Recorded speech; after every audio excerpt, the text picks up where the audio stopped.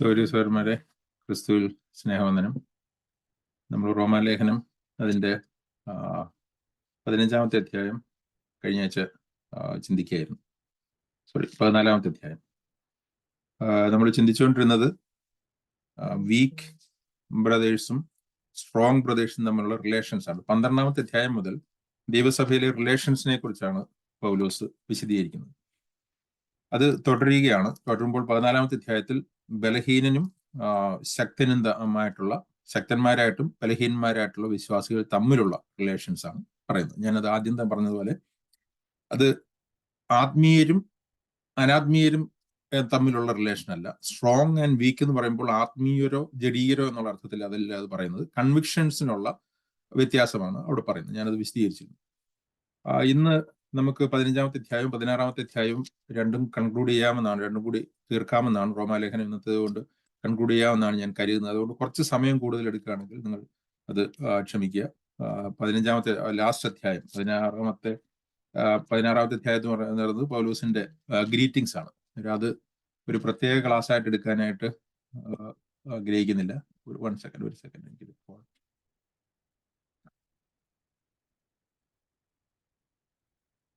Okay. അതുകൊണ്ട് അവസാനത്തെ 2 അധ്യായം കൂടി ഇന്ന് തന്നെ എടുക്കാമെന്നാണ് ഞാൻ കരുതുന്നത്. ഞാൻ കഴിഞ്ഞ ആഴ്ചയിൽ പറഞ്ഞ, അല്ലെങ്കിൽ കഴിഞ്ഞതിന് മുമ്പത്തെ ആഴ്ചയിൽ പറഞ്ഞ കാര്യങ്ങൾ പെട്ടെന്നൊന്ന് ടച്ച് ചെയ്തിട്ട് മുമ്പോട്ട് പോകാനായിട്ട് ആഗ്രഹിക്കുകയാണ്. ചില സംശയങ്ങൾ ചിലർ ആ ക്ലാസ് കേട്ടതിന് ശേഷം നമ്മുടെ ഡയറക്റ്റ് അറ്റൻഡ് ചെയ്യുന്നവരിൽ അല്ലാത്ത ചിലർ ചോദിച്ചുകൊണ്ട് അതുകൂടി ഒന്ന് ക്ലാരിഫൈ ചെയ്തിട്ട് മുമ്പോട്ട് പോകാനായിട്ട് ആഗ്രഹിക്കുകയാണ്. 14-ാമത്തെ അധ്യായത്തിൽ ഞാൻ നേരത്തെ പറഞ്ഞതുപോലെ സ്ട്രോങ് ആയിട്ടുള്ള ബിലീവേഴ്സ് സഭയിലുണ്ട്, വീക്ക് ആയിട്ടുള്ള ബിലീവേഴ്സും സഭയിലുണ്ട്.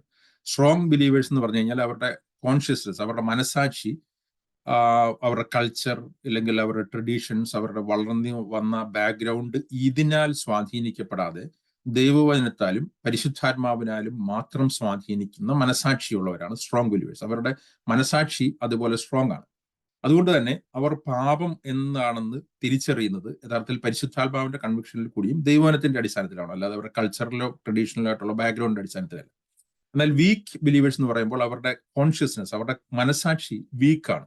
കാരണം അവർ വളർന്നു വന്ന സാഹചര്യങ്ങളിൽ കൂടി അവർക്ക് തെറ്റും ശരിയും അവരുടെ മനസാക്ഷിയിൽ ദൈവവചനത്തിന് പുറത്ത് ചില കാര്യങ്ങൾ സ്വാധീനിക്കപ്പെടുന്നു.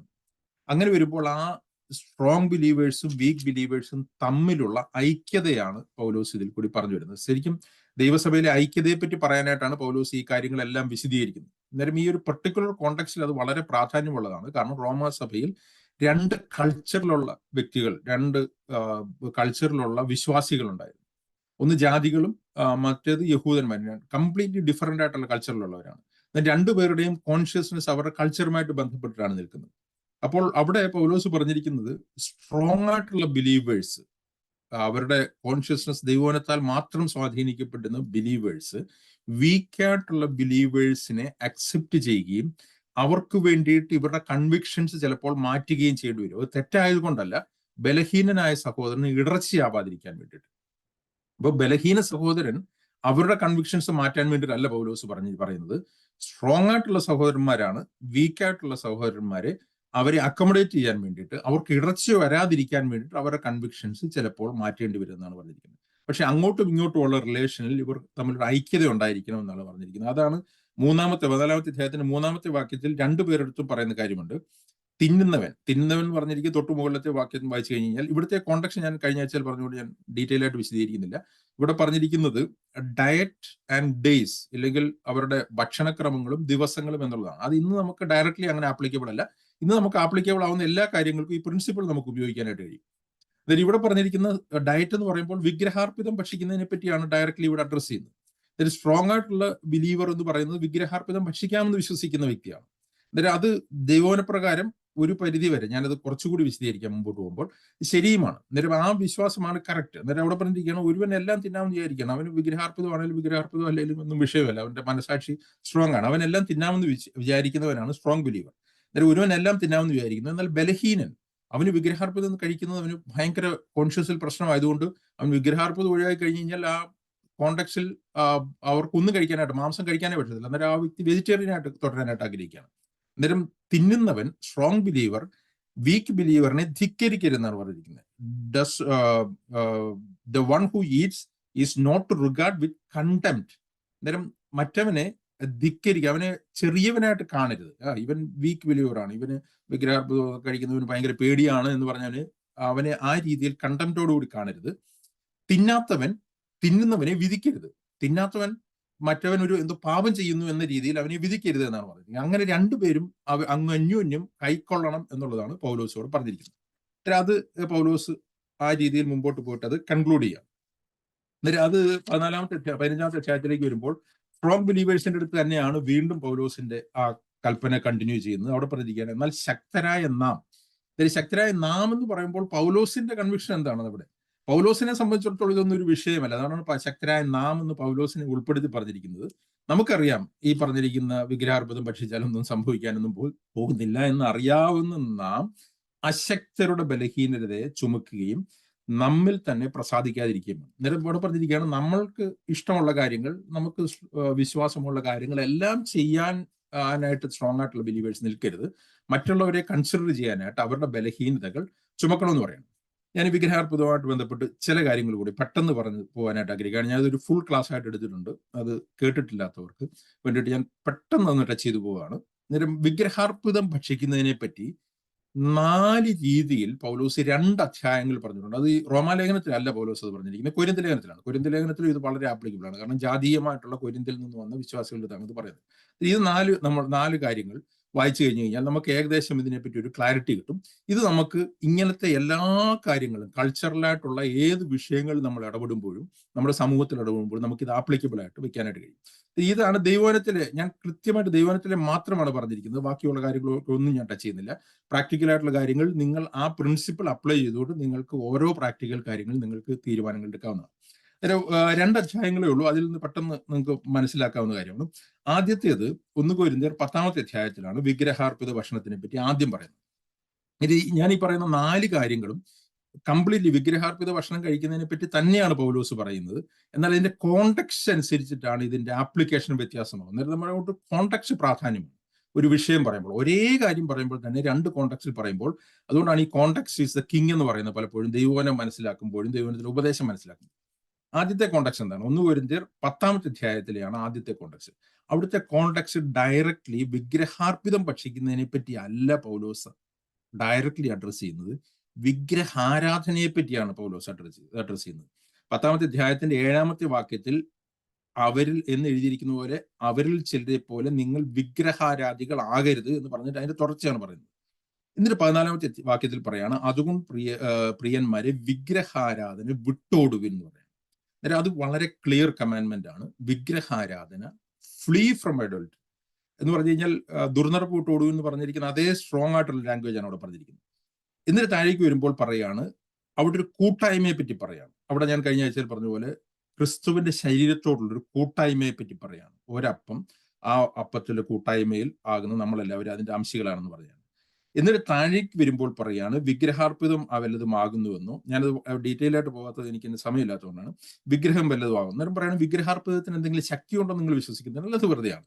വിഗ്രഹാർപ്പിതത്തിന് ഒരു ശക്തിയില്ല. വിഗ്രഹാർപ്പിതം കഴിച്ചു കഴിഞ്ഞാൽ അത് നിങ്ങളുടെ ശരീരത്തിനോ നിങ്ങൾക്ക് എന്തെങ്കിലും കുഴപ്പം ഉണ്ടാക്കാനായിട്ടൊന്നും പോകുന്നില്ല. പലരും പറഞ്ഞാൽ ഈ കൂടോത്രം ചെയ്ത് അകത്ത് നിന്ന് കഴിഞ്ഞാൽ എന്തെങ്കിലും പ്രശ്നം ഉണ്ടാക്കുന്നത്, ഇതൊക്കെ അന്ധവിശ്വാസങ്ങളാണ്. അങ്ങനെ ബൈബിൾ പഠിപ്പിക്കുന്നേ ഇല്ല. അങ്ങനെ വിഗ്രഹാർപ്പിതത്തിന് ഒരു ശക്തിയുമില്ല. അത് ഈ വിഗ്രഹാർപ്പിതം ഡയറക്റ്റ് ഭക്ഷിച്ചാൽ പോലും അതിന് ഒരു ശക്തിയുമില്ലെന്ന് പറയാണ്. എന്നിട്ടാണ് വിഗ്രഹത്തിന് ഒരു ശക്തിയുമില്ല. എന്നാൽ എന്താണ് ഇവിടെ പ്രശ്നം? ഒരു വിഗ്രഹാരാധനയിൽ പങ്കെടുക്കുമ്പോൾ, ഞാൻ പറയുന്നത് ശ്രദ്ധിച്ചു കേൾക്കണം, വിഗ്രഹാരാധനയിൽ ഒരു വ്യക്തി പങ്കെടുക്കുമ്പോൾ ആ വിഗ്രഹത്തിന്റെ പുറകിൽ ദൈവമല്ല ഉള്ളത്, ഭൂതങ്ങളാണുള്ളത്. അതുകൊണ്ടാണ് അടുത്ത അധ്യായത്തിലേക്ക് വരുമ്പോൾ ഏകദൈവമേ ഉള്ളൂ എന്നുള്ള കാര്യം പൗലോസ് വീണ്ടും വിശദീകരിക്കുന്നത്. ആ ഭൂതങ്ങൾക്ക് ബലി കഴിച്ചിട്ട് ആ വിഗ്രഹാരാധനയിൽ പങ്കെടുത്ത് അവർക്ക് ബലി കഴിച്ച ഭക്ഷണം ആ വിഗ്രഹാരാധനയോട് കൂടെ അത് കഴിക്കുമ്പോൾ, ആ വിഗ്രഹാരാധനയുടെ കോണ്ടെക്സ്റ്റിൽ അത് കഴിക്കുമ്പോൾ നിങ്ങൾ ഭൂതങ്ങളുടെ ഭക്ഷണത്തിൽ കൂട്ടായ്മ ആചരിക്കുക. അതാണ് അടുത്ത വാക്യത്തിൽ പറഞ്ഞിരിക്കുന്നത്. എന്നാൽ നിങ്ങൾ ഭൂതങ്ങളുടെ കൂട്ടാളികളാകാൻ എനിക്ക് മനസ്സിലായി. നിങ്ങൾക്ക് കർത്താവിന്റെ പാനപാത്രവും ഭൂതങ്ങളുടെ പാനപാത്രവും കുടിക്കുവാൻ പാടില്ല. കർത്താവിന്റെ മേശയിലും ഭൂതങ്ങളുടെ മേശയിലും അംശികളാകാൻ പാടില്ല. ഇവിടെ പറഞ്ഞിരിക്കുന്നത് ശ്രദ്ധിച്ച് മനസ്സിലാക്കണം. അവിടെ ഒരു വ്യക്തി വിഗ്രഹാരാധനയിൽ പങ്കെടുത്തുകൊണ്ട് ആ വിഗ്രഹാർപ്പിതം ആ ആരാധനയുടെ കൂടെ കഴിക്കുകയാണെങ്കിൽ അദ്ദേഹം അതിൽ കൂട്ടായ്മ ആചരിക്കുകയാണ്. There is a fellowship. അതുകൊണ്ടാണ് കൊരിന്ത്യർ തന്നെ പൗലോസ് പറഞ്ഞിരിക്കുന്നത്, വിശ്വാസിക്ക് അവിശ്വാസിയുമായി ഇണയില്ലാപ്പണ കൂട്ടരുത്, അവിശ്വാസിയും വിശ്വാസിയും തമ്മിൽ കൂട്ടായ്മ പാടില്ല, ഫെലോഷിപ്പ് പാടില്ല. ആ ഫെലോഷിപ്പ് ദൈവസഭയിലെ ദൈവമക്കൾക്ക് മാത്രമേ ഉള്ളൂ. ആ ഫെലോഷിപ്പ് എക്സ്പ്രസ് ചെയ്യുന്ന കർത്തൃമേശയിലാണ്. അതേപോലെ ഒരു ഫെലോഷിപ്പ് നമുക്ക് അവിശ്വാസികളായിട്ട് പാടില്ല. അങ്ങനെ വിഗ്രഹാരാധനയോടുകൂടെ വിഗ്രഹാർപ്പിത ഭക്ഷണം കഴിക്കാൻ പാടില്ല. അത് ക്ലിയർ ആണ്. അത് വളരെ കൃത്യമായിട്ട് തന്നെ പൗലോസ് പറയും. എന്നാൽ തൊട്ട് മുമ്പിലത്തെ അധ്യായത്തിൽ, 8ാമത്തെ അധ്യായത്തിൽ, വിഗ്രഹാർപ്പിത ഭക്ഷണം കഴിക്കുന്നതിനെ കുറിച്ചാണ് അവിടെ പറഞ്ഞിരിക്കുന്നത്. അത് ആദ്യം പറഞ്ഞത് വിഗ്രഹാരാധന എന്നുള്ള കോണ്ടക്സ്റ്റ് ആണെങ്കിൽ 8ാമത്തെ അധ്യായത്തിൽ പറഞ്ഞിരിക്കുന്നത് വിഗ്രഹാർപ്പിതങ്ങളുടെ കാര്യം പറഞ്ഞാലോ എന്ന് പറഞ്ഞിട്ട് പറയാണ്. ഇന്ന് 4ാമത്തെ വാക്യത്തിൽ പൗലോസ് വീണ്ടും പറയാണ് വിഗ്രഹാർപ്പിതങ്ങളെ തിന്നുന്നതിനെ കുറിച്ച് പറഞ്ഞാലോ. എന്നാൽ ഇവിടെയും വിഗ്രഹാർപ്പിത ഭക്ഷണമാണ് പറയുന്നത്. എന്നാൽ കോണ്ടക്സ്റ്റ് വ്യത്യാസമാണ്. എന്താണ് കോണ്ടക്സ്റ്റ്? ഇവിടെ ആ വ്യക്തി വിഗ്രഹാരാധനയിൽ പങ്കെടുക്കുകയല്ല, മറിച്ച് വിഗ്രഹാർപ്പിത ഭക്ഷണം തന്നെ ഒരു അമ്പലത്തിൽ കഴിക്കുന്നതിനെ പറ്റിയാണ്. അവിടെ വായിച്ചു കഴിഞ്ഞാൽ മനസ്സിലാവും. അവിടെ ഞാനതിൽ വീണ്ടും എന്റെ ഡീറ്റെയിലേക്ക് പോകുന്നില്ല. അവിടെ പറഞ്ഞിരിക്കുകയാണ് വിഗ്രഹാർപ്പിതങ്ങളെ തിന്നുന്നതിനെ കുറിച്ചോ, ലോകത്തിൽ വിഗ്രഹം ഏതുമില്ല എന്നും ഏകദൈവമല്ലാതെ ദൈവമില്ല എന്നാണ് പറയുന്നത്. അന്നേരം അതൊരു സത്യമായിട്ട് കാണും. വിഗ്രഹത്തിന് ശക്തിയില്ല. വിഗ്രഹം എന്ന് പറയുന്നത് വേറെ ഒരു പ്രതിമ മാത്രമാണ്. അന്യദൈവം എന്ന് പറഞ്ഞു കഴിഞ്ഞാൽ ലോകത്തിൽ വേറെ ദൈവങ്ങളൊന്നുമില്ല, ദൈവം മാത്രമേ ഉള്ളൂ, പിതാവായ ഏകദൈവം മാത്രമേ ഉള്ളൂ. താഴോട്ട് വരുമ്പോൾ പറയുന്നുണ്ട്. എന്നിട്ട് പറയാണ് ഇതാണ് കറക്റ്റായിട്ട് അറിവ്. എന്നാൽ എല്ലാവർക്കും ഈ അറിവില്ല. ചിലർ ഇന്ന് വരെ വിഗ്രഹ പരിചയം ഭേദമായി വിഗ്രഹാർപ്പിതം എന്ന് വെച്ച് കഴിക്കുന്നു. എന്നിട്ട് താഴോട്ട് വരുമ്പോഴാണ് അവരുടെ മനസാക്ഷി ബലഹീനമാകയാൽ. അവിടെ പറഞ്ഞിരിക്കുകയാണ് അവരുടെ മനസാക്ഷി ഈ വിഗ്രഹാർപ്പിതം നേരത്തെ കഴിച്ച് അവരുടെ മനസാക്ഷി ബലഹീനമാകയാൽ മലിനമായിത്തീരുന്നു. എന്നിട്ട് താഴേക്ക് വരുമ്പോൾ പറയാണ് നിങ്ങൾക്ക് ഒരു അമ്പലത്തിലെ വിഗ്രഹാർപ്പിത ഭക്ഷണം, അതൊരു, ഇവിടെ നമ്മൾ കോണ്ടക്സ്റ്റ് വായിച്ചു കഴിഞ്ഞാൽ അതൊരു കോമൺ മീൽ പോലാണ്, അല്ലെങ്കിൽ ഒരു സമൂഹ സദ്യ പോലെ. വേറൊരു എക്സാമ്പിൾ പറഞ്ഞു കഴിഞ്ഞാൽ, ഇപ്പം ഈ കുവൈറ്റിലൊക്കെ ഞാനായിരുന്നപ്പോൾ റംസാന്റെ സമയത്ത് പള്ളികളിൽ, മുസ്ലിം പള്ളികളിൽ ഭക്ഷണം കൊടുക്കുമായിരുന്നു. അത് പള്ളികളിൽ നിന്ന് തന്നെ കൊടുക്കുന്ന ഭക്ഷണമാണ്, അവിടെ ഇരുന്ന് കഴിക്കുന്ന ഭക്ഷണമാണ്. അങ്ങനത്തെ ഒരു കോമൺ ആയിട്ടുള്ള ഫുഡാണ്. എന്നാൽ അത് വിഗ്രഹാർപ്പിതവുമാണ്. അത് വിഗ്രഹാരാധനയുമായിട്ട് ഡയറക്റ്റ് ബന്ധപ്പെട്ടതല്ല, ഒരു അമ്പലത്തിലോ മോസ്കിലോ ഉള്ളൊരു ഭക്ഷണമാണ്. അങ്ങനത്തെ ഭക്ഷണം വിശ്വാസികൾക്ക് കഴിക്കാമോ എന്ന് ചോദിക്കുമ്പോൾ അവിടെ നേരത്തെ പറഞ്ഞതുപോലെ അത് വിട്ടോടാനായിട്ടോ അത് കഴിക്കരുതെന്നോ അല്ല പറയുന്നത്. അവിടെ കഴിക്കരുതെന്ന് പറയുന്നതിന്റെ കോണ്ടെക്സ്റ്റ് വേറെയാണ്. അവിടെ കഴിക്കരുത് എന്ന് പൗലോസ് പറയാനില്ല. അവിടെ ഡയറക്റ്റ്ലി കഴിക്കരുതെന്നല്ല പറഞ്ഞിരിക്കുന്നത്. അങ്ങനെ കഴിക്കാനുള്ള സ്വാതന്ത്ര്യം നിനക്കുണ്ട്. എന്നാൽ നിന്റെ ഈ സ്വാതന്ത്ര്യം ബലഹീനന്മാർക്ക് യാതൊരു വിധത്തിലും തടങ്കലാവാതിരിക്കാനായിട്ട് നോക്കും. ഒരു ബലഹീന സഹോദരനുണ്ട്, അവൻ ഇത് കഴിക്കുന്നത് പാപമാണ് എന്ന് വിശ്വസിക്കുന്ന വ്യക്തിയാണ്. അവൻ നീ ഒരു അമ്പലത്തിൽ നിന്നൊരു സമൂഹ സദ്യ കഴിക്കുകയാണെങ്കിലും, അല്ലെങ്കിൽ ഒരു കോമൺ മീൽ കഴിക്കുകയാണെങ്കിലും, ഒരു മോസ്കിലെ ഭക്ഷണം കഴിക്കുന്നു പാപം എന്ന് വിശ്വസിക്കുന്ന ഒരു സഹോദരൻ അവിടെ ഉള്ളപ്പോൾ അത് പാപമല്ലെങ്കിൽ പോലും അവൻ ഇടർച്ച വരാതിരിക്കാൻ വേണ്ടിയിട്ട് നീ അത് കഴിക്കരുതെന്നാണ് പറയുന്നത്. അടുത്ത വാക്യം വായിച്ചു കഴിഞ്ഞാൽ, അറിവുള്ളവനായ നീ ക്ഷേത്രത്തിൽ ഭക്ഷണത്തിരിക്കുന്ന ഒരുത്തൻ കണ്ടാൽ ബലഹീനനെങ്കിൽ അവന്റെ മനസാക്ഷി വിഗ്രഹാർപ്പിതങ്ങളെ തിന്നുവാൻ തക്കം ഉറക്കിയില്ല. എന്നിട്ട് പറയാണ് ആ ബലഹീനന് അത് തെറ്റാണെന്ന് വിശ്വസിക്കുന്ന വ്യക്തി, അത് വിഗ്രഹാരാധനയും വിഗ്രഹാർപ്പിത ഭക്ഷണവും ഒരേപോലെയാണെന്ന് വിശ്വസിക്കുന്ന വ്യക്തിക്ക് അത് അവന്റെ ഒരു ഇടർച്ചയായിത്തീരുകയും അവൻ അതുവഴി പാപം ചെയ്യാനായിട്ടുള്ള സാധ്യത ഉള്ളത് കൊണ്ട് അവൻ, ആ സഹോദരൻ ഇടർച്ചയായിത്തീരുമെങ്കിൽ, 13ാമത്തെ വാക്യം, എന്റെ ആഹാരം എന്റെ സഹോദരൻ ഇടർച്ചയായിത്തീരുമെങ്കിൽ എന്റെ സഹോദരൻ ഇടർച്ച വരുത്താതിരിക്കേണ്ടതിന് ഞാനൊരു നാൾ മാംസം കഴിക്കില്ല. ഈ 8ാമത്തെ അധ്യായത്തിലെ അതേ കോണ്ടക്സ്റ്റ് ആണ് റോമാലേഖനം 14ാമത്തെ അധ്യായത്തിലും പൗലോസ് പറഞ്ഞിരിക്കുന്നത്. എന്നിട്ട് അവിടെ പറഞ്ഞിരിക്കുന്നത് പാപം എന്നുള്ള അർത്ഥത്തിലല്ല. ഞാൻ പറയുന്നത് മനസ്സിലാക്കണം. ഡയറക്റ്റ് വിഗ്രഹാരാധനയുമായിട്ട് ബന്ധപ്പെടാതെ ഉള്ള വിഗ്രഹാർപ്പിത ഭക്ഷണം പുതിയ നിയമത്തിൽ പാപമായിട്ട് പഠിപ്പിക്കുന്നേയില്ല. എന്നാൽ അത് ഇടർച്ചയായി തീരാനുള്ള സാധ്യതയുണ്ട്. അങ്ങനെയുള്ള സാഹചര്യങ്ങൾ ഒരു സ്ട്രോങ് ആയിട്ടുള്ള ബിലീവർ അത് പാപമല്ലെങ്കിൽ പോലും ഇടർച്ചയായി തീരുന്നത് ഒഴിവാക്കാനായിട്ടാണ്. ഇത് 2ാമത്തെ കാര്യം. 3ാമത്തെ ഒരു കാര്യത്തെ പറ്റി പൗലോസ് നമ്മൾ നേരത്തെ വായിച്ച 10ാമത്തെ അധ്യായത്തിൽ തന്നെ പറയാണ്. 3ാമത്തേതും വിഗ്രഹാർപ്പിത ഭക്ഷണം തന്നെയാണ്. എന്നാൽ ഇത് അങ്ങാടിയിൽ വിൽക്കുന്നതാണ്, അല്ലെങ്കിൽ ഒരു ഹോട്ടലിൽ കഴിക്കുന്ന ഭക്ഷണമായിരിക്കും. അത് വിഗ്രഹാർപ്പിത ഭക്ഷണം തന്നെയാണ്. അങ്ങനെയാണെങ്കിൽ അങ്ങാടിയിൽ വിൽക്കുന്നത് എന്താണെങ്കിലും എന്താണ്, മനസാക്ഷി നിമിത്തം ഒന്നും അന്വേഷിക്കാതെ കഴിപ്പെന്നാണ് പറയുന്നത്. 1 കൊരിന്ത്യർ 10ാമത്തെ അധ്യായത്തിന്റെ 25ാമത്തെ വാക്യം. അന്നേരം അവിടെ ഒരു കംപ്ലീറ്റ് ആയിട്ടുള്ള അലവൻസ് ആണ് പറഞ്ഞിരിക്കുന്നത്. അല്ലെങ്കിൽ നിങ്ങൾക്ക് വെജിറ്റേറിയനായിട്ട് ജീവിക്കേണ്ടത്, നിങ്ങൾക്ക് വെജിറ്റേറിയനായിട്ട് ജീവിക്കാം, പക്ഷെ അതിന്റെ ആവശ്യമില്ല. നിങ്ങൾക്ക് അങ്ങാടിയിൽ വിട്ടിരിക്കുന്നത് അത് ആൾക്കാർക്ക് ഇടർച്ചയാവുന്നൊന്നും നോക്കണ്ട. അങ്ങാടിയിൽ വിൽക്കുന്നോ ഹോട്ടലിൽ വിൽക്കുന്നോ എന്നുള്ളത് വിഗ്രഹാർപ്പിതമാണെങ്കിൽ വിഗ്രഹാർപ്പിതം അല്ലെങ്കിൽ നിങ്ങൾക്ക് യാതൊരു പ്രശ്നമില്ല, അത് കഴിക്കാന്ന് പറയാം. 4ാമത്തെ ഒരു കാര്യം എന്ന് പറഞ്ഞു കഴിഞ്ഞാൽ, ഒരു അവിശ്വാസി നിങ്ങളെ വീട്ടിൽ ഭക്ഷണത്തിന് വിളിക്കാം. എഗെയിൻ അതും വിഗ്രഹാർപ്പിത ഭക്ഷണം തന്നെയാണ്. ഈ പറയുന്ന എല്ലാം വിഗ്രഹാർപ്പിത ഭക്ഷണമാണ്, അല്ലെങ്കിൽ ആ ഒരു കോണ്ടക്സ്റ്റ് അതുമായിട്ട് ബന്ധപ്പെട്ടാണ്. എന്നിട്ട് അവിശ്വാസി നിങ്ങളെ അവരുടെ വീട്ടിലേക്ക് ഭക്ഷണത്തിന് വിളിക്കുകയാണെങ്കിൽ നിങ്ങൾ എന്ത് ചെയ്യണം? അവിടെ പറഞ്ഞിരിക്കുകയാണ്, അവിടെ പറയുന്നത് ശ്രദ്ധിച്ചു കേൾക്കണം. അവിടെ പറഞ്ഞിരിക്കുകയാണ്, അവിശ്വാസികളിൽ ഒരു നിങ്ങളെ ക്ഷണിച്ചാൽ നിങ്ങൾക്ക് പോകുവാൻ മനസ്സുണ്ടെങ്കിൽ പോകുക. അന്നേരം അവിടെ പറയാണ്, നിങ്ങളുടെ മനസാക്ഷി നിങ്ങൾക്ക് പോകണമെങ്കിൽ നിങ്ങൾക്ക് പോവുക, നിങ്ങൾക്ക് യാതൊരു പ്രശ്നമില്ല. പക്ഷെ ഒരു കാര്യമുണ്ട്, അവിശ്വാസി നിങ്ങളെ ഭക്ഷണത്തിന് വിളിച്ചിട്ട് നിങ്ങൾക്ക് പോകാൻ മനസ്സുണ്ടായിട്ട് പോയി കഴിഞ്ഞു കഴിഞ്ഞാൽ നിങ്ങളുടെ മുമ്പിൽ വെച്ചിരിക്കുന്ന ഭക്ഷണം ഒന്നും ചോദിക്കാതെ കഴിക്കണം. വേറെ രീതിയിൽ പറഞ്ഞു കഴിഞ്ഞാൽ അവിടെ ചെന്നിട്ട് അവന് ക്ലാസ് എടുക്കാനായിട്ട് നിൽക്കരുത്. ഞാൻ കഴിഞ്ഞ ആഴ്ച പറഞ്ഞ പോലെ ക്രിസ്മസിന് നിങ്ങളെ ഒരാൾ വിളിച്ചു കഴിഞ്ഞു കഴിഞ്ഞാൽ അവിടെ പോയിട്ട് അത് കഴിച്ചിട്ട് അത് അവരെ ക്രിസ്മസിനെ പറ്റി ക്ലാസ് എടുക്കാൻ നിൽക്കരുത്. നിങ്ങൾക്ക് പോകണ്ടെങ്കിൽ പോകാതിരിക്കുക, അതാണ് ഏറ്റവും നല്ല കാര്യം. അവിടെ പറയുന്നത് നിങ്ങൾക്ക് മനസ്സുണ്ടെങ്കിൽ പോവുകയാണെങ്കിൽ അവിടെ പോയിട്ട് ഇത് വിഗ്രഹാർപ്പിതമാണോ, ഇത് എന്ത് ഫുഡാണ്, ഏതാണെന്ന് ഒന്നും ചോദിക്കരുത്. ചോദിച്ച് അവനെ ബുദ്ധിമുട്ടിക്കരുത്. അത് നിങ്ങൾക്ക് അങ്ങനെ സംശയം ഉണ്ടെങ്കിൽ പോകാതിരിക്കാൻ വരുന്നു. പോയി കഴിഞ്ഞാൽ ഒന്നും ചോദിക്കാതെ കഴിക്കുക. ഇനി അഥവാ അവൻ നിങ്ങളുടെ അടുത്ത് പറയുകയാണ് ഇത് വിഗ്രഹാർപ്പിത ഭക്ഷണമാണ് എന്ന് സ്പെസിഫിക്കലി പറഞ്ഞാൽ അവന്റെ മനസാക്ഷി നിമിത്തം നിങ്ങൾ കഴിക്കരുത്. എന്ന് വെച്ച് കഴിഞ്ഞാൽ അവനത് പറയുകയാണ്, ഇത് എൻ്റെ ദൈവത്തിന് അർപ്പിച്ച വിഗ്രഹാർപ്പിത ഭക്ഷണമാണ് എന്ന് അവൻ പറയുകയാണ് എങ്കിൽ അത് നിങ്ങൾ കഴിക്കുന്നതിൽ കൂടി അവനൊരു ചിന്ത വരാനായിട്ടുള്ള സാധ്യതയുണ്ട്. നിങ്ങൾ അവന്റെ ദൈവത്തെ അക്സെപ്റ്റ് ചെയ്യുന്നു എന്നുള്ള തോന്നൽ വരാൻ സാധ്യതയുണ്ട്. അവൻ നിമിത്തം ഇത് കഴിക്കരുതെന്നാണ് പറഞ്ഞത്. ഈ 4 കാര്യങ്ങളാണ് വിഗ്രഹാർപ്പിത ഭക്ഷണം. ഞാൻ പറഞ്ഞിരിക്കുന്നത് സ്ക്രിപ്ചറിലെ കാര്യം മാത്രമാണ്. ഇത് നിങ്ങൾക്ക് പ്രാക്ടിക്കലി നിങ്ങളുടെ സാഹചര്യങ്ങൾ നിങ്ങൾക്ക് അപ്ലൈ ചെയ്യാവുന്നതാണ്. ഏതാണ്, അതൊരു പാപമാണോ, അത് ഒരു സഹോദരൻ ഇറച്ചു വരുത്തുന്നതാണോ, ഇത് പാപവുമല്ല സഹോദരൻ ഇറച്ചു വരുത്തതുമല്ല, അല്ലാതൊരു സാഹചര്യമാണോ എന്നുള്ളത് നിങ്ങൾക്ക് ഒരു വിഷയം, ഒരു സബ്ജക്റ്റും ഒരു സാഹചര്യത്തിൽ നിങ്ങൾക്ക് തിരിച്ചറിഞ്ഞ് ചെയ്യാവുന്നതാണ്. എന്നാൽ ഞാൻ പലപ്പോഴും ചിന്തിച്ചിട്ടുള്ള കാര്യം, ഒരു ഭക്ഷണം പുതിയ നിയമത്തിൽ ഒരു എക്സ്ക്യൂസും കൂടാതെ, ഒരു അലവൻസും ഒരു എക്സെപ്ഷനും കൂടാതെ വിലക്കുന്നുണ്ട്. അത് ഈ വിഗ്രഹാർപ്പിത ഭക്ഷണത്തിനെ പറ്റി ഘോരം നിലപാടെടുക്കുന്ന മിക്കവരും കണ്ണടച്ച് കളയുന്ന ഒരു കാര്യമാണ്. അത് വളരെ ക്ലിയർ ആയിട്ടുള്ളൊരു കൽപ്പനയാണ്. അതും ഈ 1 കൊരിന്ത്യർ അധ്യായത്തിൽ ആ പുസ്തകത്തിൽ തന്നെയുള്ളതാണ്. അത് ഞാനൊന്ന് നിങ്ങളുടെ ചൂണ്ടിക്കാണിക്കാനായിട്ട് ആഗ്രഹിക്കുകയാണ്.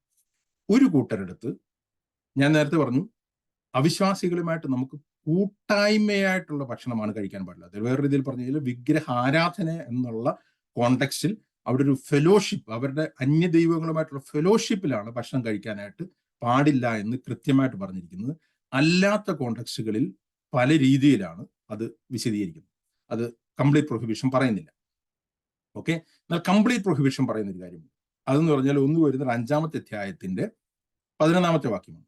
അവിടെ പറഞ്ഞിരിക്കുകയാണ്, ദുർനടപ്പുകാരോട് നിങ്ങൾക്ക് സംസർഗമരുത് എന്ന് ഞാൻ നിങ്ങളുടെ അടുത്ത് പറഞ്ഞിട്ടുള്ളൂ. അവിടെ പറഞ്ഞിരിക്കുന്നത് ഫെലോഷിപ്പ് അല്ല, ഫ്രണ്ട്ഷിപ്പാണ്, സംസർഗമാണ്. അവിടെ പറഞ്ഞിരിക്കുകയാണ് അസോസിയേഷനാണ്. ഒരു അസോസിയേഷൻ ദുർനടപ്പുകാരുടെ അടുത്ത് നിങ്ങൾക്ക് പാടില്ല. ഞാൻ നേരത്തെ എഴുതിയിട്ടുള്ള കാര്യം. എന്നിട്ട് നിങ്ങൾക്ക് ഒരു സംശയം തോന്നും, അത് ഈ ലോകത്തിലെ ദുർനടപ്പുകാർക്ക് നിങ്ങൾക്ക് ഒരു സംസർഗവും പാടില്ലെങ്കിൽ നിങ്ങൾക്ക് ഈ ലോകത്തിൽ എത്രയോ ദുർനടപ്പുകാർ കാണും. എന്നിട്ട് നിങ്ങൾക്കൊരു അവരുമായിട്ട് ഒരു ദുർനടപ്പുകാരൻ ഒരു കടയിൽ പോലും പോയി കയറാനായിട്ട് കഴിയത്തില്ല, അവന്റെ വീട്ടിൽ പോലും പോകാനായിട്ട് പാടില്ല എന്ന് നിങ്ങളാണ് ചിന്തിക്കുന്നതെങ്കിൽ അവിടെ പൗലോസ് എടുത്തു പറയാണ്, അത് ഈ ലോകത്തിലെ ദുർനടപ്പുകാരോടോ അത്യാഗ്രഹികളോടോ പിടിച്ചുപറിക്കാരോടോ വിഗ്രഹാരാധികളോടോ അല്ല. ഇങ്ങനെയുള്ള ആൾക്കാർക്ക് സംസർഗം പാടില്ല എന്ന് ബൈബിൾ പഠിപ്പിക്കുന്നില്ല. അങ്ങനെ സംസർഗമില്ല, നമുക്ക് ജീവിക്കാൻ കഴിയില്ല. അങ്ങനത്തെ സംസർഗം നമുക്ക് ഓരോമായിട്ട് ഉണ്ടാകണമെന്നാണ് ശരിക്കും നമ്മൾ വായിച്ചു കഴിഞ്ഞാൽ മനസ്സിലാവും. എങ്കിൽ മാത്രമേ അവരുമായിട്ട് നമുക്കൊരു റിലേഷൻ കീപ്പ് ചെയ്യാക്കത്തുള്ളൂ, ഒരു ഫ്രണ്ട്ഷിപ്പ് കീപ്പ് ചെയ്യാക്കുള്ളൂ. അതിൽ കൂടി മാത്രമേ നമുക്ക് ഈ ലോകത്തിൽ ജീവിക്കാനും കഴിയുള്ളൂ. എന്നാൽ അവിടെ പറഞ്ഞിരിക്കുകയാണ്, എന്നാൽ സഹോദരൻ എന്ന പേർവട്ട ഒരുവൻ ദുർനടപ്പുകാരനോ അത്യാഗ്രഹിയോ വിഗ്രഹാരാധിയോ വാവിഷ്ഠാനക്കാരനോ മദ്യപനോ പിടിച്ചുപറിക്കാരനോ ആവുന്നെങ്കിൽ അവനുമായി ഫെലോഷിപ്പ് പാടില്ലെന്നല്ല പറഞ്ഞിരിക്കുന്നത്, അവനുമായി സംസർഗം പാടില്ല. അവിടെ പറയുക അവനുമായിട്ട് യാതൊരു അസോസിയേഷനും പാടില്ല, അവരുമായിട്ട് ഫ്രണ്ട്ഷിപ്പ് പാടില്ല. അവിടെ പറയുകയാണ്, അങ്ങനെയുള്ളവരോട് ഭക്ഷണം പോലും കഴിക്കരുത് എന്നത്ര ഞാൻ നിങ്ങൾക്ക് എഴുതിയിരിക്കുന്നു.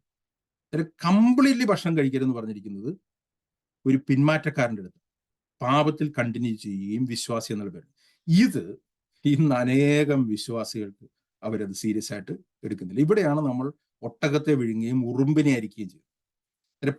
ഞാൻ ചില പ്രാസംഗിക എടുത്ത് ചോദിച്ചിട്ടുണ്ട്, ദുർനടപ്പുകാരാണെന്ന് തിരിച്ചറിഞ്ഞിട്ടുള്ളൂ, ദ്രവ്യാഗ്രഹികളാണെന്ന് പ്രൂവ് ചെയ്യപ്പെട്ടവർ, കള്ളന്മാരാണെന്ന് പ്രൂവ് ചെയ്യപ്പെട്ടുള്ളൂ, ഇങ്ങനെയുള്ളവർ അവരുടെ കൂടെ സ്റ്റേജ് പങ്കിടാനായിട്ട് ഇന്നത്തെ വിശുദ്ധ പ്രാസംഗികർക്ക് മടിയില്ല, അവരുമായിട്ട് അസോസിയേറ്റ് ചെയ്യാനായിട്ട് മടിയില്ല. അങ്ങനെയുള്ള പിന്മാറ്റക്കാരുടെ കൂടെ അസോസിയേഷൻ കണ്ടിന്യൂ ചെയ്യാനായിട്ട് ആൾക്കാർക്ക് മടിയില്ല. ഇതൊരു ക്ലിയർ കൽപ്പനയാണ്. ഇതിനെ ആൾക്കാർ ഇഗ്നോർ ചെയ്യുകയാണ് പലരും. പക്ഷെ അവർ വലിയ കൽപ്പനയായിട്ട് നടക്കുന്നത് പൗലോസ് അതിനെ ഒരു ഫ്രീഡം കൊടുത്തിട്ടുണ്ട് കാര്യത്തിലാണ്. എന്നാലും ഞാനത് മുമ്പോട്ട് പോട്ടെ. ഞാൻ എൻ്റെ കോണ്ടക്സ്റ്റിൽ നിന്ന് ഈ ഒരു കാര്യം പലരും പിന്നീട് ചോദിച്ചുകൊണ്ട് ഞാൻ എടുത്ത് പറഞ്ഞെന്ന് മാത്രമേ ഉള്ളൂ. എന്നിട്ട് നമുക്ക് വളരെ ക്ലിയർ ആയിട്ട് ദൈവവചനത്തിൽ പറയുന്ന കാര്യങ്ങളല്ല പലപ്പോഴും പലരും സീരിയസ് ആയിട്ട് എടുക്കും. ദൈവവചനത്തിലെ ക്ലിയർ കൽപ്പനകളെ ഇഗ്നോർ ചെയ്തിട്ട് ദൈവവചനത്തിലെ ബാക്കിയുള്ള ചില ലൈറ്റ് ആയിട്ടുള്ള കാര്യങ്ങൾ, ദൈവം ഫ്രീഡം തന്നിട്ടുള്ള കാര്യങ്ങളെ കൽപ്പനകളാക്കി മറ്റുള്ളവരെ പഠിപ്പിക്കുകയാണ് പലരും ചെയ്തത്.